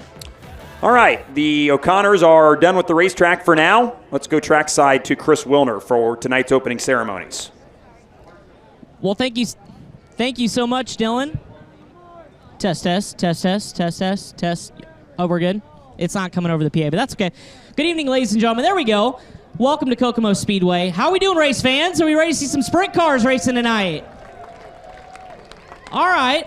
Not as good as some of the other tracks, but we'll get there. But my name is Chris Wilner, and it's so excited for us here at FloRacing, for High Limit Sprint Car Series, to be here tonight and share in our love for dirt track racing and sprint car racing. And this guy next to me, the IMS president, Doug Bowles, is a guy who's always been a proponent of short track racing and our love for dirt sprint cars. And here we are at the mecca of it, Indiana's baddest bull ring. Doug Bowles, first of all, what an entrance, but what is it like being here every time you come to Kokomo? Well, I love Kokomo, and there's nothing like short track racing. In the summer, if I'm not at the Speedway, I try and get a short track. Tonight, I was actually in South Bend earlier today, and I had a meeting at the Speedway that I couldn't cancel. I tried. And then so we thought, and I didn't want to miss this. So that's how come the helicopter was here. Our friends at Sweet Helicopter picked me up here on my way home from South Bend, took me down there for the meeting, and then came back. So normally, I wear a tie, but because just like you, I'm a short track fan, so I'm going to put on my Kokomo t-shirt for tonight. I'm going to get a cheeseburger and hang out with all you guys and drink some beer and have a great time tonight. But we are so fortunate to have the O'Connor family in this community. This track is, outside of the Indianapolis Motor Speedway, my absolute favorite track. The fact that we get Kyle Larson and the High Limit Series here this week, and then we get Kyle Larson back next week for our Brickyard Weekend. I can't wait to see him over the next 10 days. And then I think you all know the end of September, the Driven to Save Lives BC39 short track at the short track, the Speedway. Reese O'Connor is the one that prepares it, so I love to watch him. So thank you guys. Just like you guys, this is my favorite racing on earth, and thank you so much for supporting Kokomo Speedway. I'm going to put on my t-shirt, take off my tie, and hang out with everybody. It's party time. Doug Bowles, track president of the Indianapolis Motor Speedway, joining us. Doug, appreciate it. Enjoy your night of racing. Well, ladies and gentlemen, before we get the action on the track started, it is time to honor America. I ask for everyone to please rise, remove your hats for the playing of our singing of our national anthem. Here to do so is Kendra Milliken. Kendra. Oh, say, can you see by the dawn's early light what so proudly we hailed at the twilight's last gleaming, whose broad stripes and bright stars through the perilous fight o'er the ramparts we watched, we're so gallantly streaming, and the rockets' red glare, the bombs bursting in air, gave proof through the night that our flag was still there. Oh, say does that star-spangled banner yet wave o'er the land of the free and the home of the brave. Kendra Milliken, ladies and gentlemen, with our national anthem. It is time to go racing at Indiana's baddest bull ring. It's the High Limit Sprint Car Series presented by Driven to Save Lives at Kokomo Speedway. Dylan, time for me to get upstairs and join you. Let's see some racing here tonight. That's right. Kendra always does a great job here at Kokomo. Thank you, Kendra. And it is indeed time to go racing. 4 heat races for the High Limit Sprint Car Series. 8-minute horn is already about 4 minutes through, so we'll have cars on the racetrack in just a moment. Heat Race 1 presented by TJ Forged. Started by TJ Weld to build the best no compromises forged wheels for the motorsports industry. Product quality, product safety, and customer service are the driving factors for TJ Forged. We want to be your first and only call for racing wheels. On the pole of Heat Race number 1, our fast qualifier and new track record holder from Monrovia, Indiana. The Avanti Windows and Doors, Genmore Florist, Big Spring Car Wash number 13 is Justin Peck. To his outside from Aromas, California, and the Macri Motorsports C&D Rigging J&S Classics 39M is Justin Sanders. Row 2 on the inside from Sutter, California, the lane at Simon Racing, East Mountain Transport, the Hayloft number 24S. That's Logan Seavey. On his outside from Brandon, South Dakota, the Zomer Trucking ACS Roofing Primetime Express 3J of Zoom Zoom, Dusty Zomer. Inside of row number 3 from Warrnambool, Victoria, Australia, it's Jamie Veal in the 17AU. It's the SWI Machinery Monty Farms machine. And on the outside from Waco, Texas, in the Bush's Chicken, Iron Wolf, Easy Print number 9, that's Chase Randall. Back row in this one, inside of row number 4, from Cardup, Western Australia, in the 19W, it's the RBH Group TD Modular Homes, Mundajong Mechanical Mobile entry of Trent Pigden. And starting outside of row number 4 in the 8th position out of Palmetto, Florida, in the Mark Daly Amalie Oil Tub of Towels, number 28, that's Connor Morrell. 8 laps, top 5 transfer to the feature, top 2 to the Sander Engineering Dash. Cars rolling, let's go racing at Kokomo. I believe we've got everybody fired here for heat race number 1. Last car coming out of the push chute, it looks like, Chase Randall.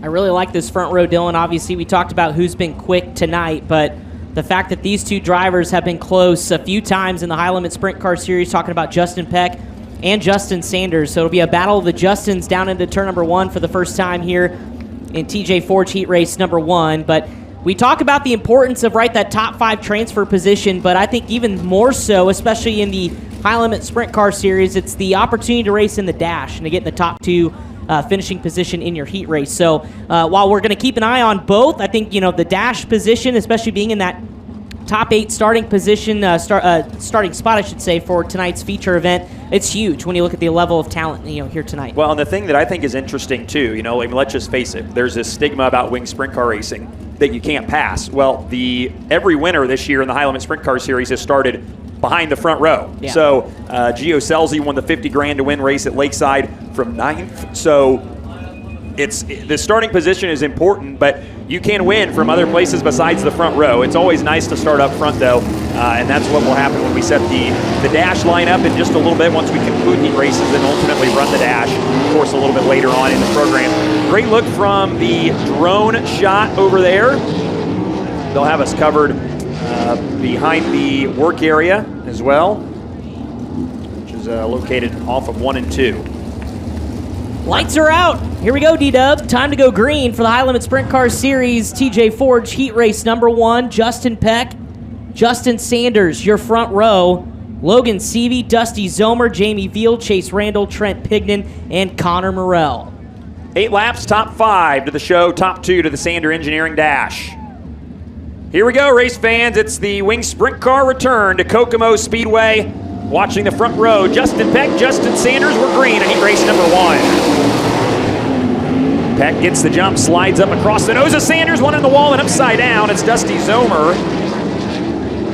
And he knocked part of the front wing off, it looked like. Dusty Zomer stopped upside down over in 1 and 2. You can see where he got in the fence right there in the middle of 1 and 2. Big splotch of dirt that's knocked off the wall. Caught the tail end of it, and it's a difficult spot when you're on the outside lane in the first heat race just after a track rework. We saw the water truck during intermission before opening ceremonies, and just didn't have anything to grab onto, and right rear went in the fence, and over she went. But already the safety crew out on the racetrack, putting the 3J of Zomer back on all fours. Former Houston Speedway track champion, winner there this year. Middle of last month. Significant front end damage after the impact outside turn or the turn 2 walls. So, and it looked like it knocked the right side end plate off the front wing, maybe. So they'll call for the hook as Zoom Zoom is out of the race car. Yeah, there he is, standing outside the left rear there. Good to see. Glad he was able to climb out, and they'll get that thing fixed up for tonight's Kane screen print B main. And Dusty had started to put some good runs together with High Limit. Missed the first few shows and made the feature the last couple. We'll get a look at the replay on Flow and try and walk you through what happened for those of you here at the racetrack. Zomer started 4th, then went down into 1 and 2. I just biked up on him, and he saved it, but he was out of racetrack. So picked both left sides up, and as he set it back down, it kind of just hooked and pointed right to the outside wall, and over he went. So some front end damage, and of course that front wing damage that we mentioned as well. Looks like the back bumper's knocked up into the air as well. Yeah, it was the initial impact that did the most damage, just with that right front tire. And so, of course, we didn't complete a lap, folks, so we will have a complete restart, double file, and that'll shake up the driver starting beyond where Dusty Zomer lined up. I believe Dylan crisscross. Is that the way we work things? That should be how it goes. So Jamie Veal should move to the 4th spot.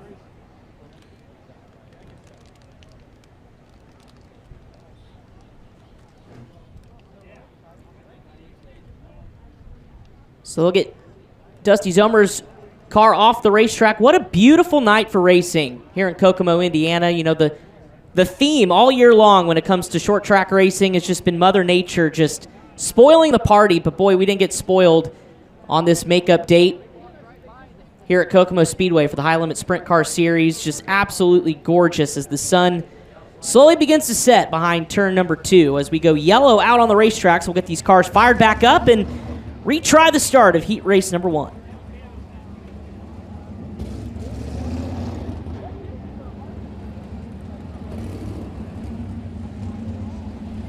So Justin Peck will have an opportunity to try it again from the point. And we talked about how impressive he's been at qualifying. Of course, he made the dash at Grandview.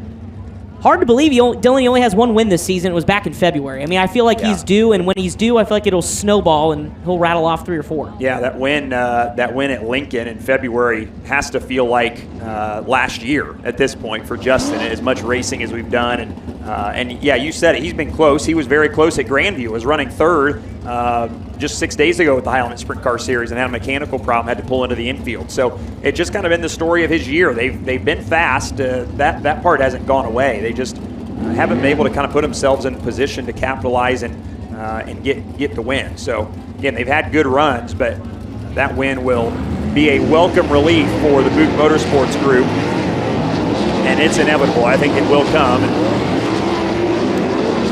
As you see it on the racetrack, there is fresh from the Indianapolis Motor Speedway, one of the pace vehicles. I think Susie Elliott's driving that, or she at least drove it up here. So, man, that's such a nice car. I hate to see it get dirty. But. Well, you know, the O'Connors do a good job with the racetrack here, so it's not going to get muddy. It's not going to get dusty. It's going to be just perfect. Just going to have a little dirt on the tires, and that'll be about it. Of course, that Camaro will be a part of the Verizon 200 weekend NASCAR Cup Series at the big track.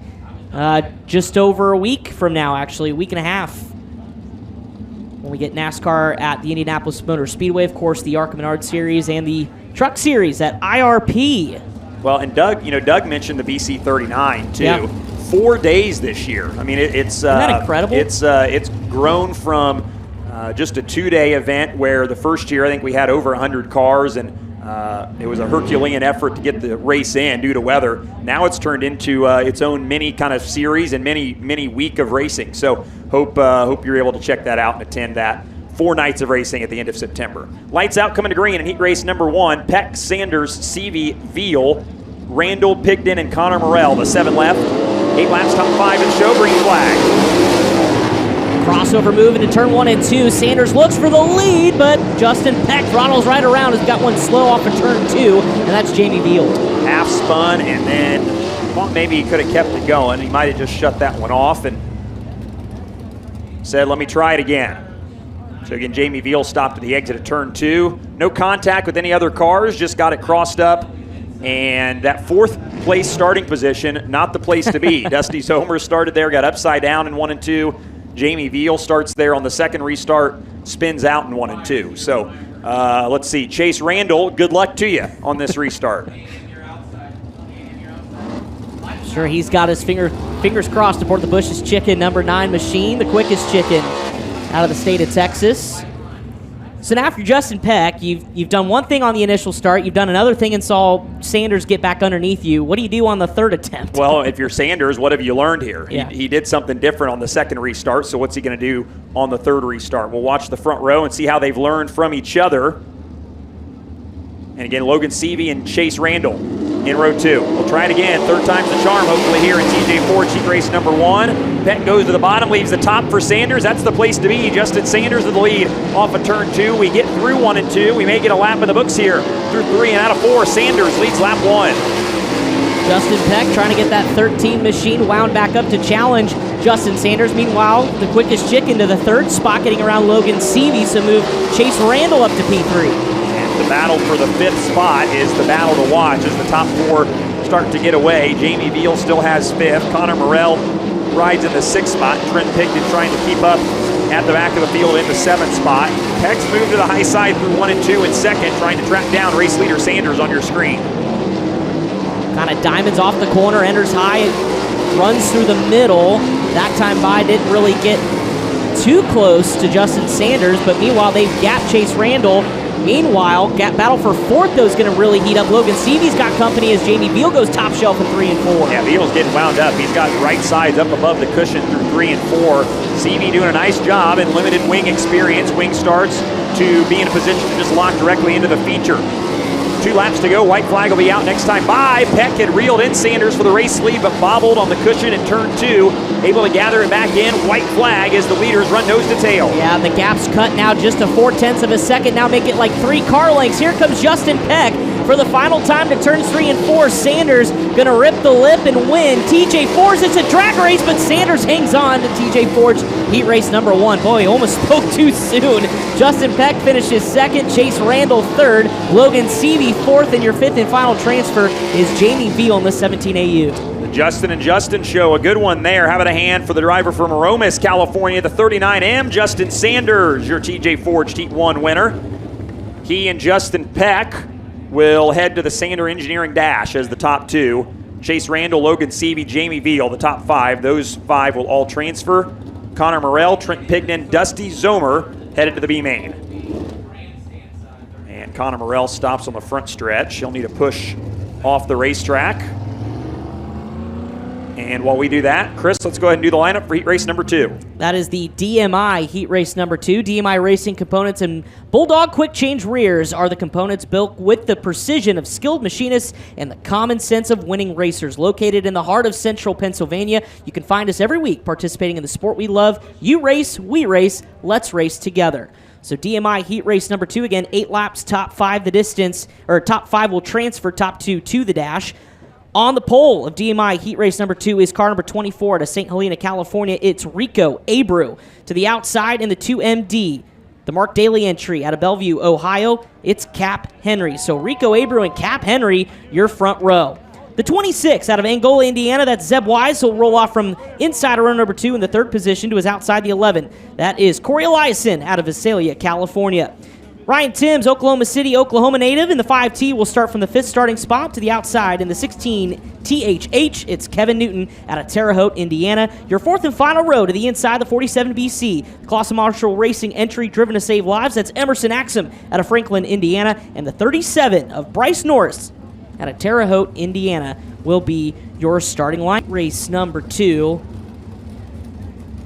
We talked about impressive front row for TJ Forge heat race number 1. Could say the same about this one with Cap Henry. Again, limited starts in that Mark Daly entry, but has made the most of it with a top 10 at Grandview.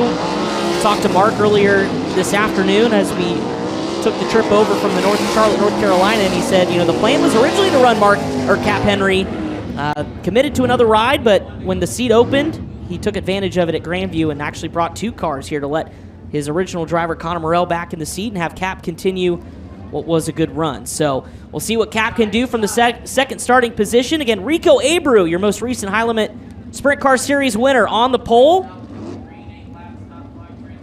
And one of the hottest drivers in the country when it comes to sprint cars. 3 wins in the last 5 starts, average finish of 2.7. Pretty impressive for the driver of St. Helena, California.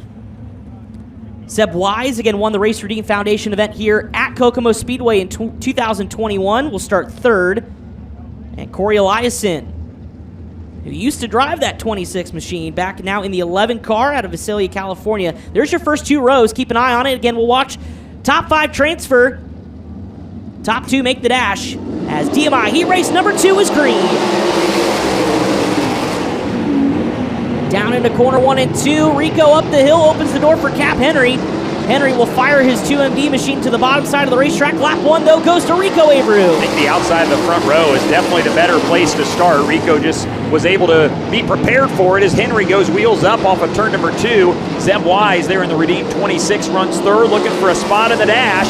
In this battle for the second spot, battle for fifth, a little bit further back. Axum to the inside, Elias into the high side. And Ryan Timms dispatched both of those cars, so move Ryan Timms inside the top 4 as here comes Eliason now, challenging Flying Ryan for position as Eliason won't get it done that time by as the top 3 begin to pull away.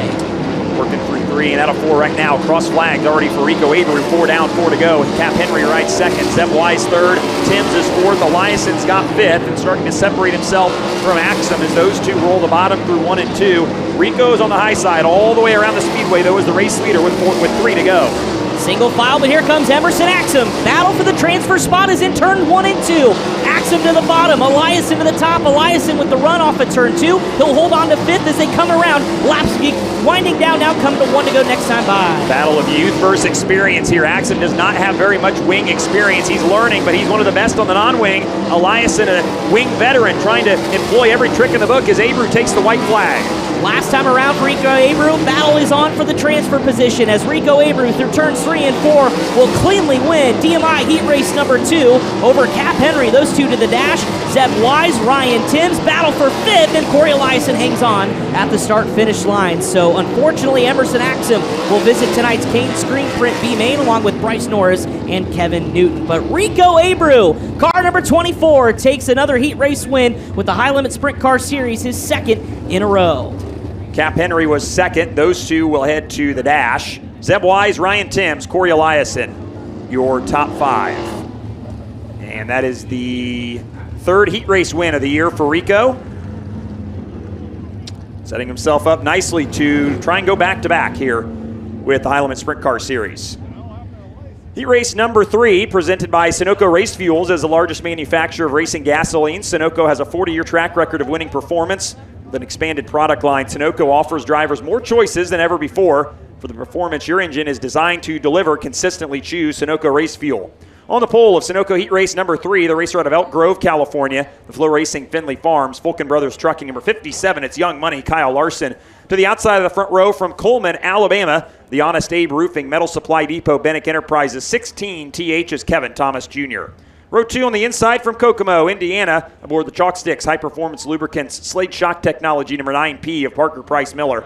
And on the outside from Quilcene, Washington, starting 4th, the 50-year Shingles Home Pro Roofing, SRS Distribution number 50YR is J.J. Hickel. Inside of row number 3 from Anaheim, California, the Alex Bowman Racing, Ally, Day Chaser, Slade Shocks 55B is Jake Swanson. And starting in the 6th position from Hanover, Pennsylvania, aboard the Rocky Anderson-owned Creative Products Group, Schaefer's Racing Oil number 19, it's Dylan Norris. In the back, on the inside of row number 4 from Leduc, Alberta, Canada, the Dirt Sharks Ohio Valley Stave number 99 is Skylar G.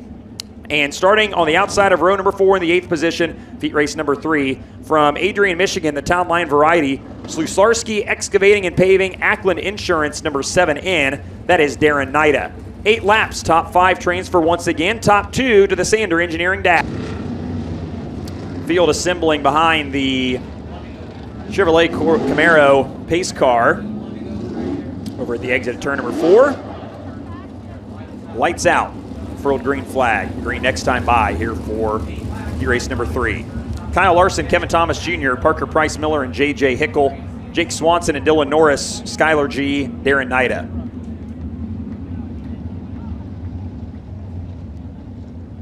Battles for the transfer spots have been great so far. Battles up at the front of the field have been just as entertaining. We'll see what this one delivers.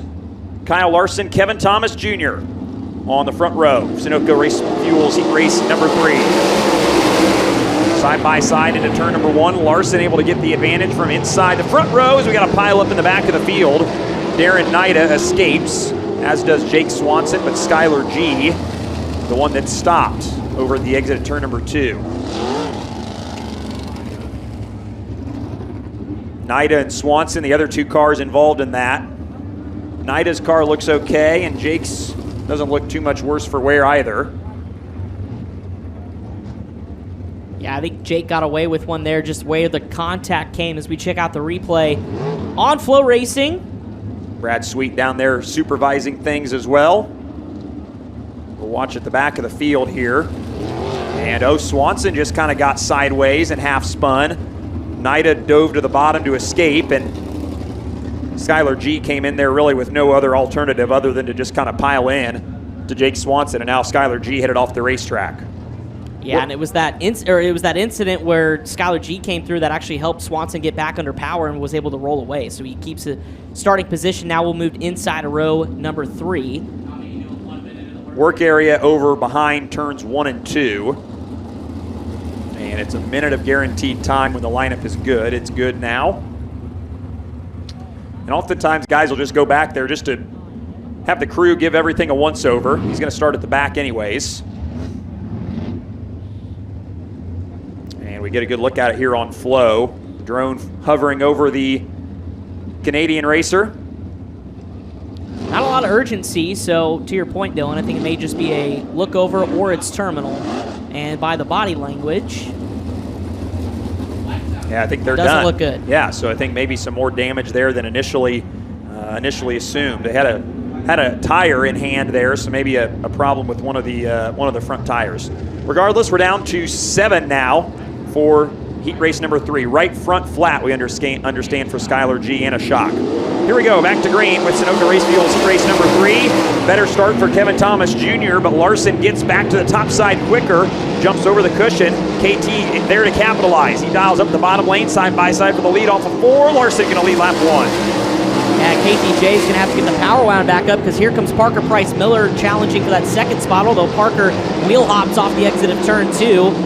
As Jake Swanson now, the first car on the bottom side of the racetrack, trying to challenge the 50YR JJ Hickle. And Jake has missed the A main by 2 spots combined in the last 2 races out of the B main. So he's trying to block his way into his first High Limit Sprint Car Series feature event. He's in position to do so right now as he rides in the 5th spot. JJ Hickle in front of him there. That's the race for 4th.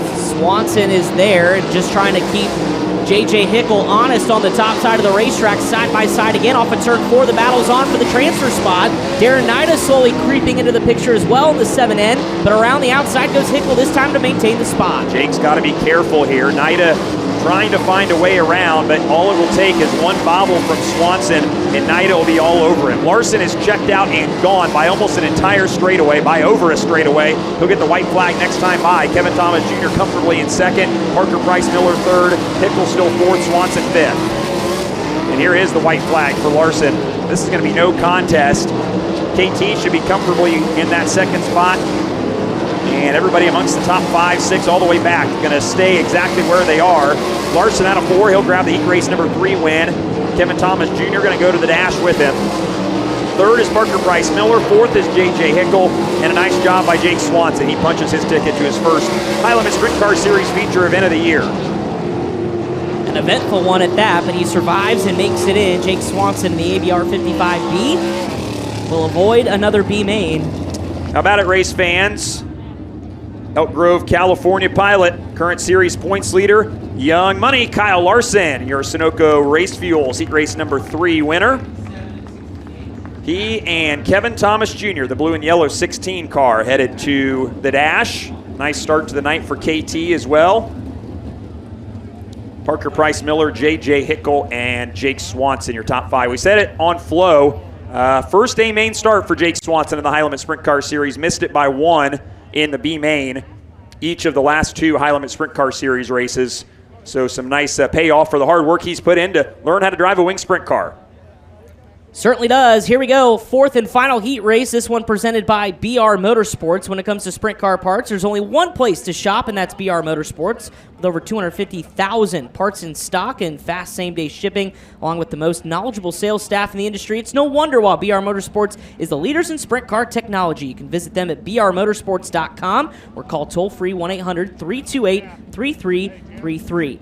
So here's how they will line up for 8 laps. Again, top 5 to make the A main and top 2 to the Sander Engineering Dash. On the pole, driving the 7BC for Clausen Marshall Racing, NOS Energy Drink, Z-Max, Elliott's Custom Trailers and Carts. It's the Clovis, California native, the 17-year-old Corey Day. To his outside in the 21T, representing Lemoore, California.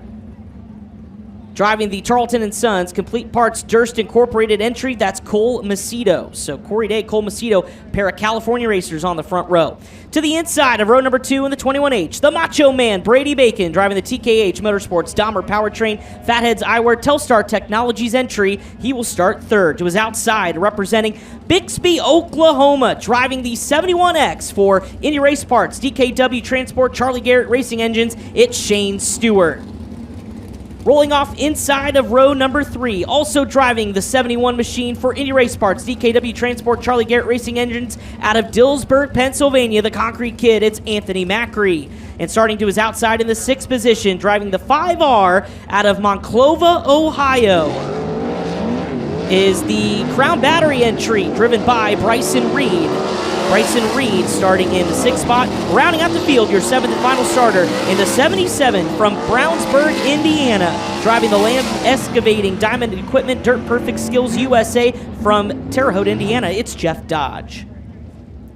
So Corey Day, Cole Macedo, your front row for BR Motorsports Heat Race number 4. Corey's already been impressive, qualifying that NOS Energy Drink 7BC inside the top 5 here at Kokomo Speedway. 2 more cars headed to the Sander Engineering Dash. The finish of that will be the first 4 rows of our feature lineup. Still the top 5, the spot you want to be in, though, just to have a shot to go dancing for $23,000 plus tonight. Lights are out around Kokomo Speedway. Final heat race of the night for the High Limit Sprint Car Series, BR Motorsports Heat Race number 4. It's Corey Day, Cole Macedo. We're under the green flag for 8 laps. And just like Kyle Larson, Day found the top side quicker and is able to hold the top spot as he bounced through the ruts in turns 3 and 4. Corey Day leads lap 1. A couple of the Indy Race Parts cars had a moment over there in 1 and 2. I wasn't sure which one it was. Shane Stewart, I think, for now, rides in the 4th spot. He's the higher placed of those 2 cars. No, Shane Stewart's actually back. So Macri runs in the 4th spot. Stewart is battling for 5th. Yeah, he gets by. That is Bryson Reed in the 5R. So move Shane Stewart up inside the top 5. As that battle continues, Macri starting to pull away from that bunch. Now, so Shane Stewart is in the 4th spot. Macri now takes over 5th from Bryson. Yeah, so Reed is trying to get back by Macri here for the transfer spot. As back up front, Corey Day has used the clean air and track position to his advantage and is leaving Cole Macedo in his wake. Brady Bacon rides in the 3rd spot. Oh, Macri up the hill, open the door. Bryson Reed takes 5th back inside turn number 1 and 2. Here comes Macri, will try to reload in the 71 machine as his teammate Shane Stewart pulls away in that 4th spot. White flag already going to be waving here for Corey Day, so we'll keep our eye on the transfer spot battle. Byron Reed is pulled away from Macri, so Macri in danger of not even making the show here. He'll have to run the B main.